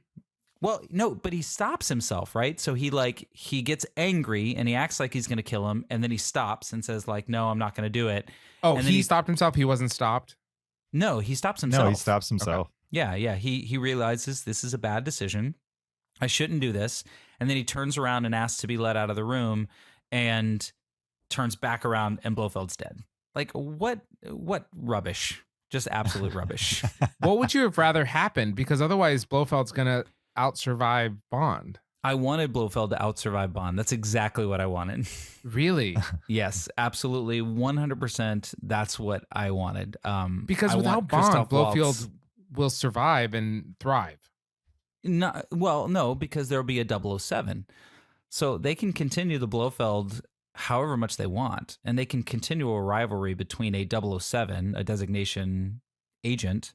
It's not going to be the same, but absolutely Blofeld is a part of like James Bond canon. Spectre is a part of James Bond canon. So I don't know. It just seemed they build up to this thing, and then they give him this like Silence of the Lambs introduction, you know, where they bring him down the hallway very slowly with ominous music, and everyone's like, oh my gosh, what are we gonna do? And then he accidentally kills him. Like, at least have him like a epic battle and kill him, you know? It just seemed so strange. I don't know. It bothered me clearly. I wish he wasn't in the movie, because I think it took away from the Rami Malek bad guy. The fact that we had to throw another bad guy in, even for a scene. And he kind of overshadowed, again, not seeing Spectre, so I have no context here, but just Christoph Waltz's presence in that one scene overshadowed the entire Rami Malek bad guy for me. Well, the Spectre lore is that there's these Spectre agents, and so they're like bad guys. So Dr. No in the first movie is a Spectre agent who's working for Ernst Stavro Blofeld. And so they had an opportunity, I think, to do something with that and Rami Malek. I kept thinking that Rami Malek planted the stuff with Les Saido, with Madeline, to fake Blofeld's death to get him out of prison. Like, maybe this whole thing was a ruse, and Rami Malek was working for Blofeld the whole time. I don't know. Like, I just kept thinking they were going to do something. But that's kind of the typical James Bond thing, is that there are agents and then there's somebody pulling the strings. But you're right. It didn't work. It was odd seeing him just show up and then just be gone after a couple minutes. I did think that was odd, but I did like that the bad guy in this film, Rami Malek's character, hated Blofeld as much as James Bond did. For sure, yeah. It's like an enemy of my enemy kind of a thing. Well, they had that dialogue at the end when they were in the crazy dungeon at the end, where he says, like, I could be looking at a mirror of myself or something like that, because he's going through all the lists of things that they are similar on. Like, they're both in love with Madeline, and they both hate Spectre and Blofeld. And so one thing I really enjoyed about this film was the kind of the world threatening thing was this designer poison that was matched to specific DNAs. And so it could only kill people that it was like, you know, trained on. I thought that was kind of a cool danger, you know? It's like you could program it to only kill your enemies. And of course, like, the US government would want a piece of that, you know, and those kind of things. I think that was a good one. What the stuff that Rami Malek was going to send out at the end, like if his plan worked, who was that programmed for? Was it like a racist thing, or who was it programmed for? Yeah, so that was kind of weird, because I don't know if there's such thing as genes for race necessarily. I thought it was like they had accumulated DNA from like world leaders. I thought they were like basically taking down the elite. Was the Is that what it was? I got. I mean, I know that they had accumulated DNA, and that's the DNA that they were using, was all the stuff that they'd been gathering over the years. But they never really made it exactly specific. They were like, oh, this is more people than we thought, or something like that. And because they did like a map, and it seemed to have this map spreading Yeah. of how the disease, you know, so maybe they had a big enough DNA picture where they could get a huge population of the world and have Yeah. them be infected with the disease. But right, it didn't seem targeted, Zach. I agree. It wasn't like, we're going to release this and kill only these people. It's Right. kind of like, we're going to release this on the world and Yeah, I burn think it was the more world, about I guess. chaos than Yeah. anything. Yeah. Can I say two things about the nanobots? First of all, in my theater viewing, there was a guy that was sitting maybe like 6 seats away from me. And so we're watching the film, and Q is giving the whole explanation of like what these things are. And so he's explaining it, and he's like, yeah, they're these micro nanobots things. And the guy 6 feet away from me very loudly goes, oh, nanobots, which I found to be very amusing. But you know, I do that in every movie now. yeah. But these Bond villains have these like weird things that they get attached to their characters, and Rami Malek had that missile silo poison island, which I thought was like the coolest evil lair, like one of the best evil lairs in any Bond film, in my opinion. Me too. And it tied in so well with this idea of nanobots and like this idea of like, of course, he's been cultivating poison for generations and they've elevated it to this new level.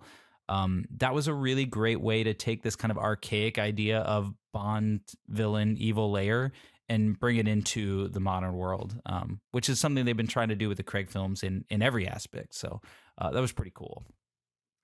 How do you hire hundreds of people to cultivate your murder poison? Yeah, I got the sense that they were like cult It did feel followers. kind of like a cult, right? Felt like a cult. Yeah. Yeah, Mhm. the kind of the respect that they showed him. Yeah, Yeah, definitely. I think it was a religious fervor thing. Yeah. My favorite part of this movie, and I think this movie makes Spectre better, because I watched Spectre after watching this just to kind of refresh my memory as far as how the two link. And my favorite part of this movie is just how they tied in like a ton of stuff from Spectre into this. Yeah. I mean, the Blofeld is probably the most disappointing because he is like the big, Mhm. he's the biggest probably as far as the legend of James Bond goes villain. And they, like you said, they kind of swerve you by killing him off in an unceremonious kind of way. Very. But like the whole nanobot thing that's in Spectre, where he's like, he gets injected by nanobots that make Mhm. it so they can Smart track him. blood or something they called it. Smart blood. And so there's kind of like an extension from that to the more devious version of this that actually kills you based on your DNA. And then there's a lot of mention of Leah Seydoux. There's they mention exactly the first scene that they show in this movie. They mentioned that All the Mr. specific White instance, stuff. how it plays out beat Yeah. by beat. They Which mention came all from that. Quantum in of Spectre. Solace, by the way. So Really? all that Mr. White stuff gets brought out in Sure. Quantum of Solace. So they even tied in the quote unquote throwaway movie.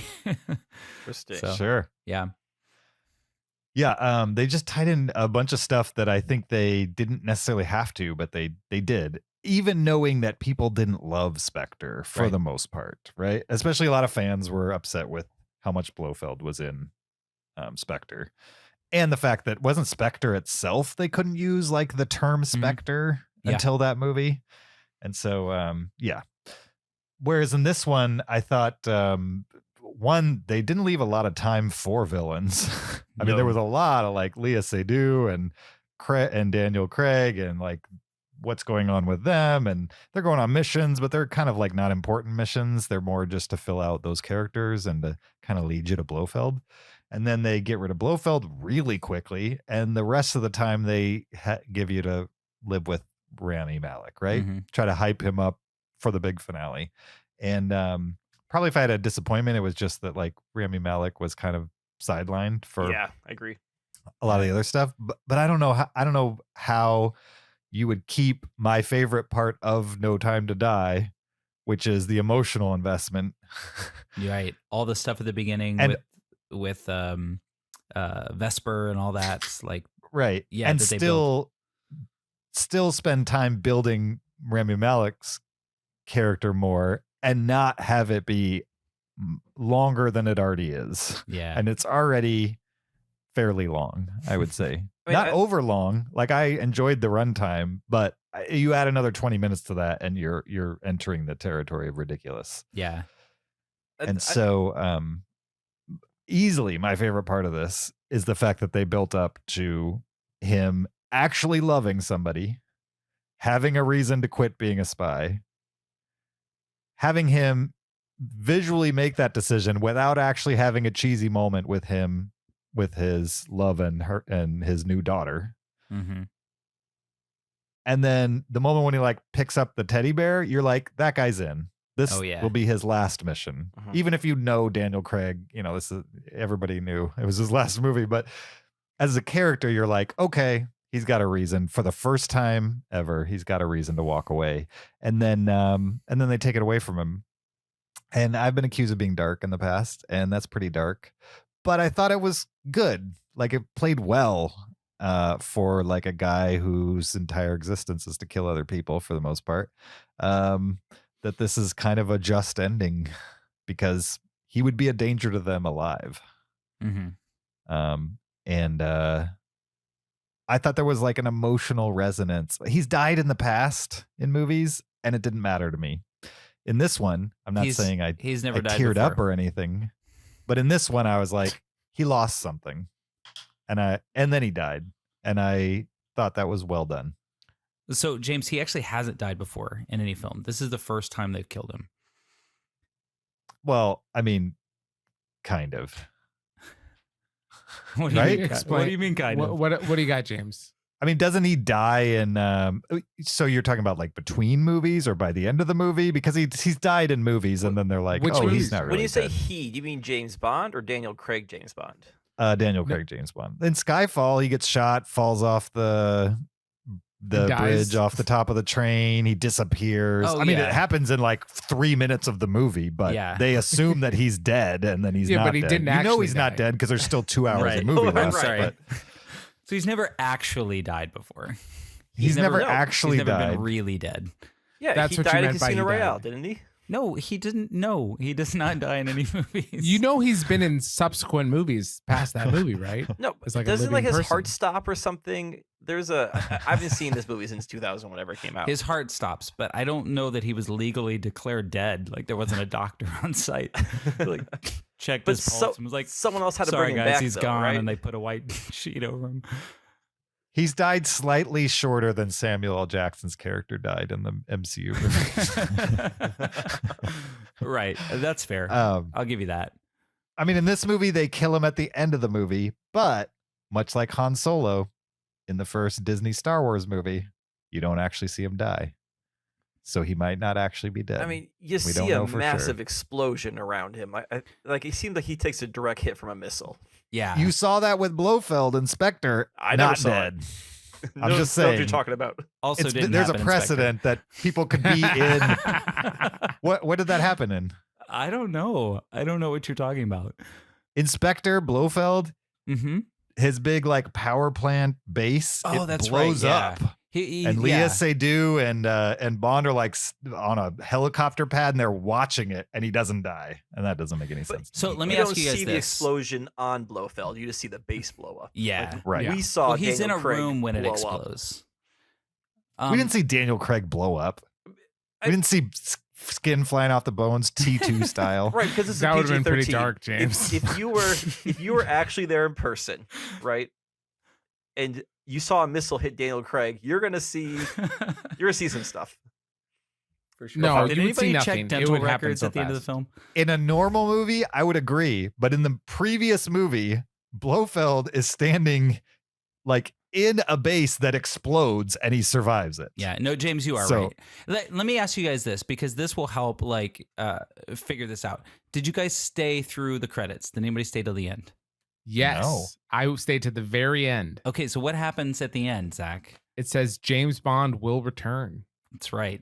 Yeah, James Bond will return. But not Daniel Craig. Well, not Daniel Craig, but what I'm saying is like if you're going to how are they going to deal with the character who was standing on top of a building as missiles were exploding around him? I mean, are they going to hard reboot? Oh, Or yeah. They Yeah. always hard reboot. they don't though. That's kind of the crazy thing about this is Okay. that like Yeah, even clue us in here. though there's like differences between the films, even though they change actors, they've always kind of made it a point to tie them in together. So like Tracy Bond, spoiler, dies on Her Majesty's Secret Service, and then like later on Roger Moore, who's not in that film, goes to the grave of Tracy Bond. Like they do these things where they leave little bits in to carry it over. And with Casino Royale, they did something different because they kind of made it a prequel. You know, it was like the beginning of James Bond, but there was no indication that it was like a hard reboot. It was only kind of understood that this was the beginning of a story that we've never seen before. So I don't know. It just feels it feels different. And this is why I have such a hard time with my feelings about this movie, because I don't know if I want James Bond to be on a building when missiles are exploding. Do we think, true, there are some carryovers between the Bond movies, but for Yeah. the most part, they seem like hard resets where it's like new M, new that everything's new. Well, like even Not always. Brosnan to Craig, they kept the same M. Okay, bad example. Moneypenny carries over through like the first 10 or 15 films. Q carries over until the 90s. I mean, he's in those films for like 35 years. True. Okay. Yeah. That's a So good point.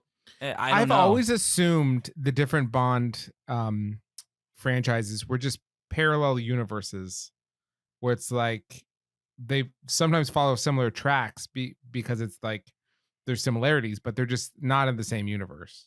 Yeah. But are you trying to say that they do exist in the same universe? I mean, maybe. I mean, sure, you could throw parallel universes into a series that has never mentioned parallel universes before. So that's absolutely How something they you know? could say. I think the truth of the matter is that BCU. Eon Films really doesn't care. No. And not to say they don't care about the franchise. They obviously do. They care very much about it. But they are not making any effort to say, well, this is the timeline and this is when he does this and this is when he does this. They're really not trying to do that. They're I feel trying to very- Monster of the Week yeah. make films. Sure. I feel very strongly that the next Bond film will not in any way address the fact that James Bond in the film before it was on a roof. Nope, Oh, not at all. I completely disagree. I think the next Bond film will be within the same universe that Daniel Craig Bond lives in. Really? Yes. Like How do you make that work? because then we'll just find out that Bond is just a name. Just like 007 No. is just a designation, Bond's just a name. So the No. supporting cast that we saw at the end, like toasting Bond, they're gonna carry over.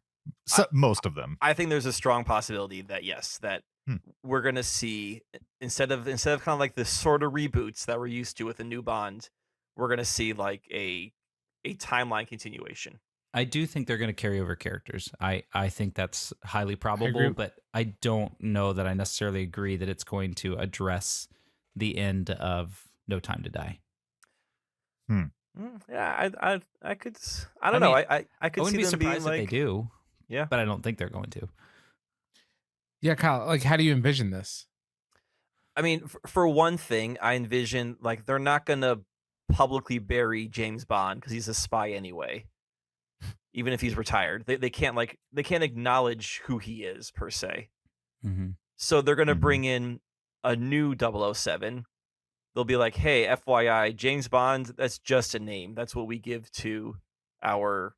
I guess. I mean, But they don't do that because I we've know. seen a 007. I realize that this could be a I could be wrong because of something that happened in this movie, but also movies don't always care about what happened exactly in the previous movies. Constantly like rewrite their own history.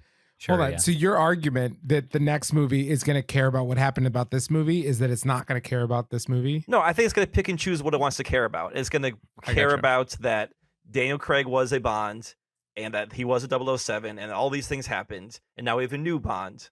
And he gets the same name, he gets the same designation, and they're not going to really address the fact that we had female 007 in the past movie. They're just gonna. Didn't we see his childhood home in Spectre? Skyfall. Skyfall. In Skyfall. His childhood home is called Skyfall. Was Blofeld there? No. I mean, no, he wasn't. But they allude to the fact that he was responsible for destroying Skyfall. But it was like the Bond home, right? Yes. So he's been Bond since a kid. Mm-hmm. I could be right. Yeah. I have no idea. This is me just making a prediction, but just knowing how franchises are structured right now, like knowing that MCU is just one long story they keep telling, knowing that DC is trying to do that, I could easily see Warner Brothers in Eon Films, It's MGM. MGM. Thank you. Yeah. Trying to parrot that success. But, MGM's being bought up too. Probably going to get purchased by Amazon. Like, there's just no telling what's going to happen to these Yeah. films. I mean, I don't know, because the whole idea of the Marvel universe, yes, like Marvel did it in a particular way that was unique, but James Bond has been doing the franchise thing for, I mean, 50 plus years, 60 years, 52, I think. So it seems like this was their opportunity to say, we're not going to do the Marvel thing. We're going to do our own thing, and we're going to put our hero on a roof, and we're going to drop missiles on him. That's kind of what it felt like to me. Well, I think they had to end this, right? Daniel Craig has been very public. I mean, when he finished, what was it? Skyfall? When he finished Was Spectre. When he finished didn't wanna do Spectre, he another said one. he said he'd rather get shot in the head Yeah. than do another Bond movie. Like, that's not Yeah. just like, I don't want to do it. That's Yeah. like, I really don't want to do it. Mhm. Yeah. And then Spectre wasn't, from what I've read, since Spectre wasn't as well received as he wanted it to, that's why he came back. I'm sure they paid him a pretty penny as well to do Sure. one more. But Well, he's also said in interviews too that he had just got finished filming Spectre when he said that, and he was all, he got beat up in that film. It was like a 9-month production, and so he's also backtracked and said, I was just really tired when I said that, and I didn't really mean it. And That he had a I'm bad glad could have injury been too, PR, didn't he? but what now? Didn't he have a bad injury on Spectre? Yeah, I or think he a like bad- broke a rib or something. Yeah, or threw out his back or something. Yeah. He definitely got hurt on the set of Spectre. anyway, I feel like I know back in the day when Bond films were kind of Monster of the Week and they had one guy who was starring in the movies, but they didn't kind of link together and there wasn't like a love interest that passed from one to the other or, any kind of like deep connections formed from one film to another. It was easy to just jump from one character to another because you hadn't really laid any groundwork for their past or anything like that for the most part. And now they've created something that's far more interesting to me because the character has those complications. And now they're faced with the opportunity to do it a different way Mhm. and not just make these guys empty shells that you could swap out this actor for that actor and nobody's going to notice, right?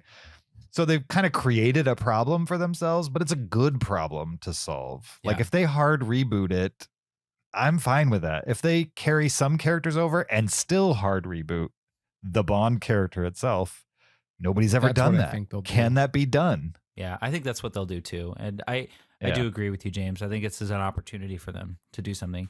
They've always said that James Bond as a person doesn't change, but the world around him changes, which is why the Craig films are so different than, back to Dr. No and Goldfinger and all those films. So I do think it's an opportunity. It's definitely an opportunity for them to make a lot of mistakes, but I don't know. They've been good with the franchise up to this point. They don't have a lot of really big misses. So it doesn't seem likely that they're going to just completely take this off the rails. Yeah, I mean, when they didn't chicken out after Quantum of Solace, I think Yeah. it showed that they were invested. They were like, look, Casino Royale, people liked it. Mhm. Quantum of Solace, they hated it. And they redeemed it. What can we do with this third one? And they got Skyfall out of it. Yep. And that is quite a turnaround, Mhm. I would say. And these last two are not as good as Skyfall, but it's hard to beat that movie from like a Bond movie perspective and just a movie perspective. I think Skyfall is just a good spy movie, even if that's the only Bond movie you've ever seen. I think Skyfall is a good spy movie. For sure. So, anything else? No Time to Die spoilers. So a couple of things that I jotted down. There were some Easter eggs in this film. So the whole All the Time in the World, that's a throwback to On Her Majesty's Secret Service, which there were a lot of throwbacks to that film. I believe the road that they're driving on at the beginning and end of the film, that kind of windy road on the side of the mountain, That seems Into the familiar. tunnel. I think it's the same road from that Oh. Tracy Bond was killed on. Because there was a lot of speculation at the end of Spectre that they would kill Leigh Saido, and that was what would bring Bond back into service, that they would follow that same trope now that they had Blofeld back. But they handled it really well. They obviously changed it quite a bit. But those are some cool Easter eggs. Kyle, were you going to say Quite a something? bit refers to a significant amount. Thanks, Thanks, James. Is Tracy Bond? Is that played by Diana Rigg? Yes. Okay, I think I've seen that movie, so I was trying to Yeah. put those two together. Yeah, so that's the only time he's gotten married. And right after their wedding, they're like driving off to their honeymoon, and Blofeld hits her with a sniper through the window. So I'll say on Her Majesty's Secret Service is one of my favorite older Bond films that's so good. because it has every Bond trope. Everyone. There's like the secret layer in the snow. There's millions of henchmen in like white parkas.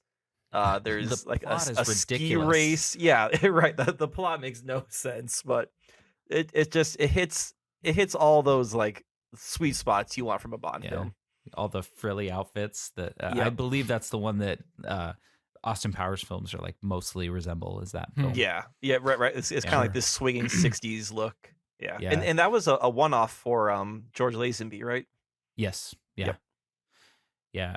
There was also a scene with Ralph Fiennes when he's walking through like a hallway, and there's pictures of the two previous M's, like their portraits up on the walls. That was pretty cool.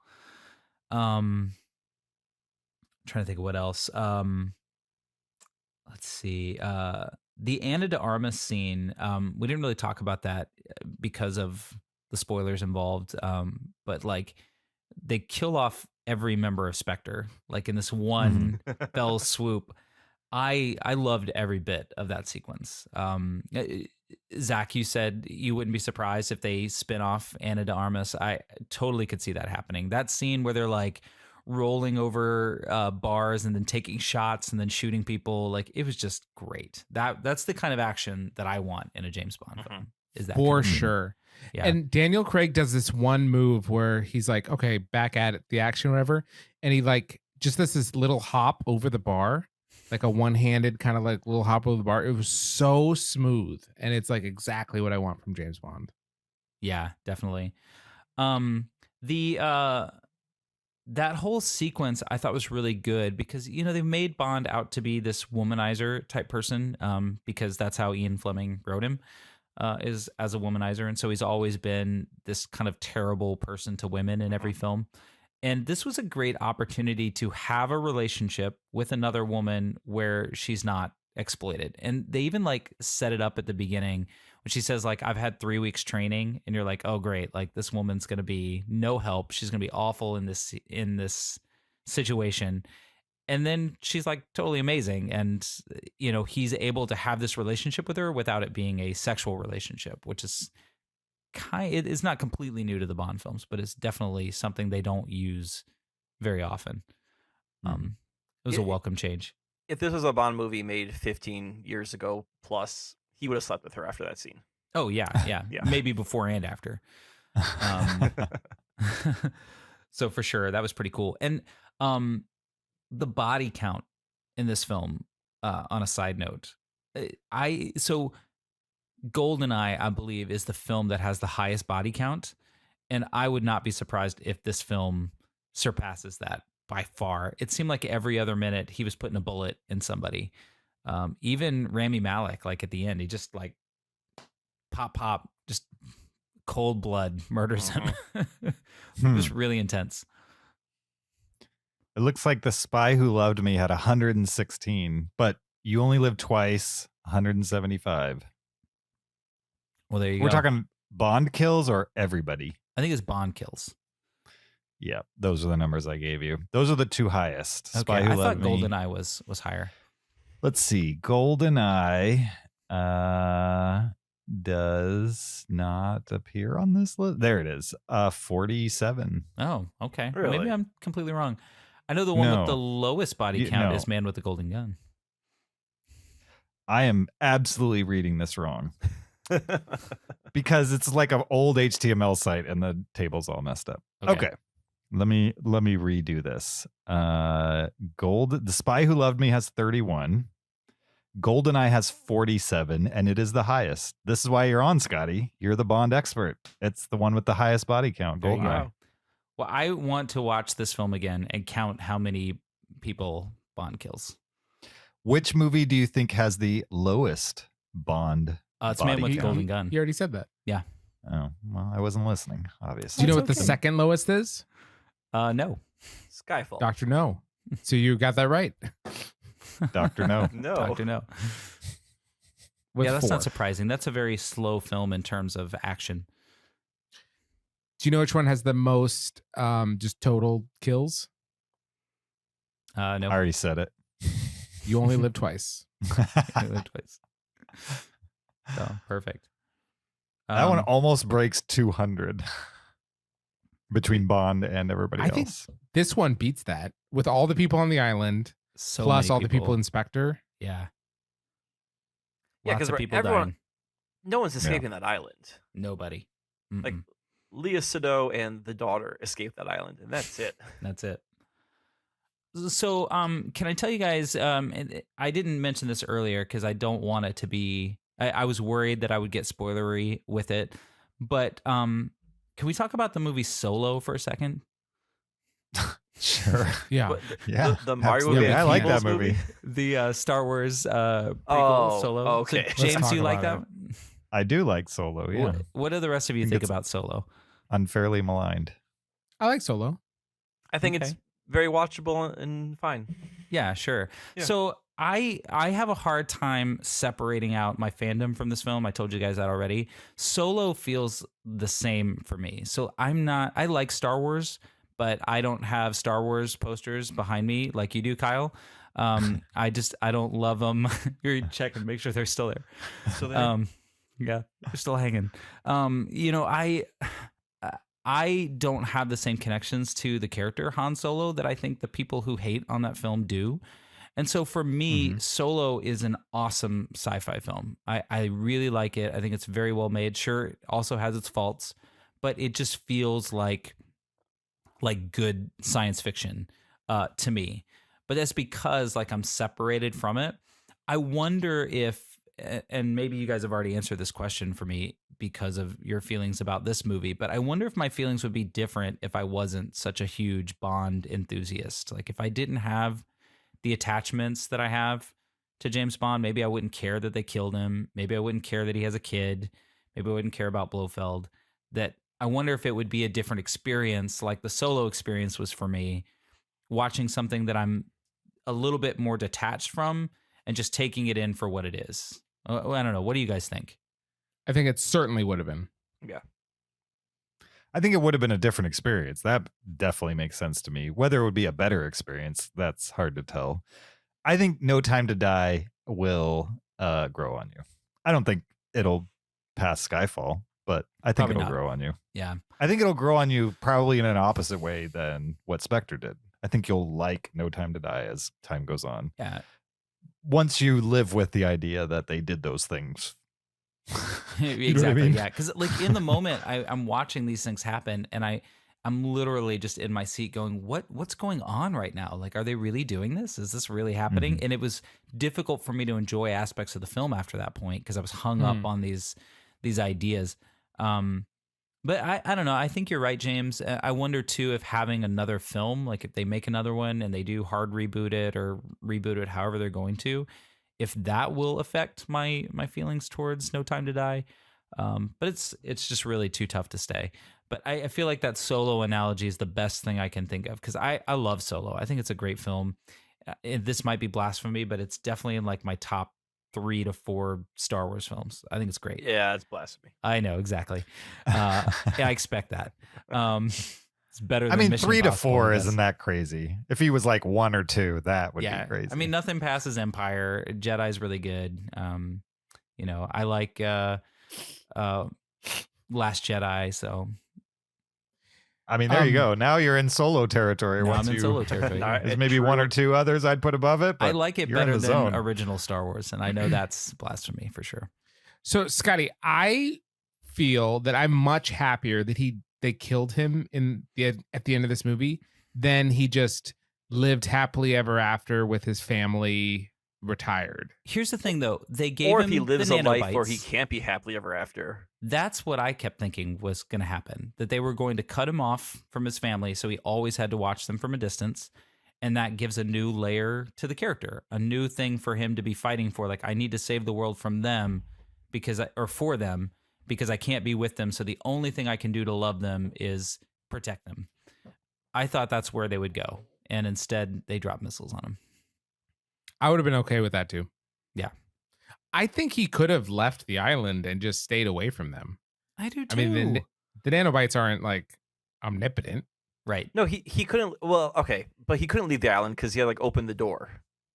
Yeah, but then he could have left. He just kind of stood there and watched. No, he could have. No, There I was think no he time. was. I There think was he no he, time to die, Zach. Right there in the title.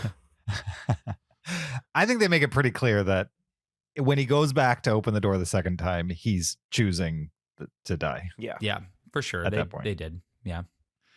but he's also he's not. It's not that he's then gonna wait around for 2 minutes. Like he knows I'm opening this door and there is no more time for me to escape. I have another question. After he kills Rami Malek, is there a time crunch now? Couldn't they blow it up a month from now? No, the missiles were launched already, and They were. Yeah. yes, from the cruisers Yeah. They couldn't stop the missiles at that point. because Okay, sure. there was a time crunch. It's like we need to blow it up before it gets released or whatever. So launch the missiles, and you got 6 minutes to do your thing. I guess they could have he could have gone into the silo. They could have let the missiles blow up on the outside of the silo and then gave him 10 minutes to get out and then launched another set of missiles. They could have done that. No, for sure. If the silo protects you and he knows he's just killed Rami Malek, just close the silo, hang out inside while they all explode, and then open it back up and get off the island. But was there another timer going on of like they had to blow it? They had to blow it up within this time, or else it would be released or something like that. Was there? I thought I'm people were asking. like coming coming to pick it up or something. There were I don't two remember. ships. They couldn't Yeah. shoot those ships. There were like other Again, they would have been nations killed. too, right? They would have been killed Yeah. in the exterior explosion. No, I think they couldn't shoot the other ships because then it would have been an international incident. That was the whole thing of like Ralph Right. Fiennes was, I'm going to authorize this, but we're getting into like it was kind of playing the political aspect of it. Mm-hmm. So Well, those they were ships blew up, didn't they? I The don't know. ship? In the island explosion. I I don't think they were there. I bought the fact that he had to die. Like to me, it didn't seem like a what if he did this, what if he did that. It all made sense in my mind. What I was like presented this with. hide in the bunker theory. I think that would have worked. I honestly didn't think of it till now, so I don't know. Oh, my Hide in I the did bunker feel of like- poison while the explosion goes off. Very James Bond like to hide in a bunker. I agree. For sure, yeah. I mean, he's in love. Did we know for sure that was his daughter? I mean, everybody explicitly said it, but Yeah. nobody did a DNA She said test. it wasn't. He didn't She go said it on wasn't. like a daytime talk show. He was on and- Maury at Yeah. the end. But You but are she the said it father. wasn't his, right? Yeah, but I think she was just, a Everybody little else said it emotionally was. jilted. Yeah, like Okay, she well, had the I eyes. choose to believe women. All right, can't argue with that. Right. Everyone else was like, "That's his daughter." Even he recognized the fact that this is actually my daughter, even though Leo Sito said it's not yours. Mm-hmm. Mhm. I mean, there's your sequel right there. 20 years in the future, there's your new Bond, Jane Bond. Kill Bill Volume 3. Yep. I'd watch it. I mean, It I could be would like- too. It would be like Hannah, but just in the Bond world. Sure. I think the next James Bond thing we'll get is a TV show, and I'm not excited about that. no way. Like That's an what I- Amazon TV show. Something. That's my prediction. Mm-mm. You don't think if Amazon gets MGM and they get their hands on Bond, I bet it's a TV show. You're probably right. Gotta And it's going to be boost- set in the 60s. I don't know about that, but Make it a um, period piece. I mean, Yeah, they I already think it'll be make the a period what's the show with the guy from The Office, the Jack Ryan. Ryan show. Yep. Oh, Yeah. the Jack Ryan show. It'll probably be like that, basically, like the Jack Ryan show, but it'll be called the James Bond show. And no one will watch it. Well, No, Scotty people will will have watch to. it. I mean, I I don't think I it'll have be- to. Yeah. I won't. I'll hate watch it. It won't be an international mega hit, but it'll. Don't have Scotty on watch to it. talk about TV. Ugh. This is Zach's No, we dream don't- coming true. Well, that's what we did with the Paul Rudd episode, so wouldn't be the first time. All right. Any other spoilers for No Time to Die? I think I'm good. Thank you guys for letting me vent. Has anybody changed their opinion? Does anybody want to adjust their score? Oh, 5 stars. Yeah, 5 stars. 5 stars. Okay. Yeah. Scotty's turned around. Everybody else. I already Still- love it more.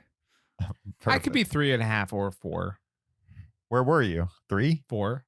Oh, okay. You jumping went on down. my boat, Zach? He You went gonna leave me down. alone Man. at 4 stars? No. I'm still at 4. I'm Are just saying I you could go down to dropping it 3.5. because he didn't hide in a bunker? Well, if he really loved, I mean, he just widowed and orphaned his daughter. He could have hid in the bunker. I mean, his daughter's not gonna have any memory of this. He was in her life for a week. She'll remember not having a father when she's older. Yeah, but she already not had a father. It wasn't Kyle, like she went from having one to not having one. Kyle, that would She's be the not same if we dropped missiles on you right now. It would be the same thing. It's not just interchangeable. All right. No real movement on No Time to Die. Thanks for listening, guys. Thanks for hanging out with us in the spoiler chat. We'll see you guys next week. Until then,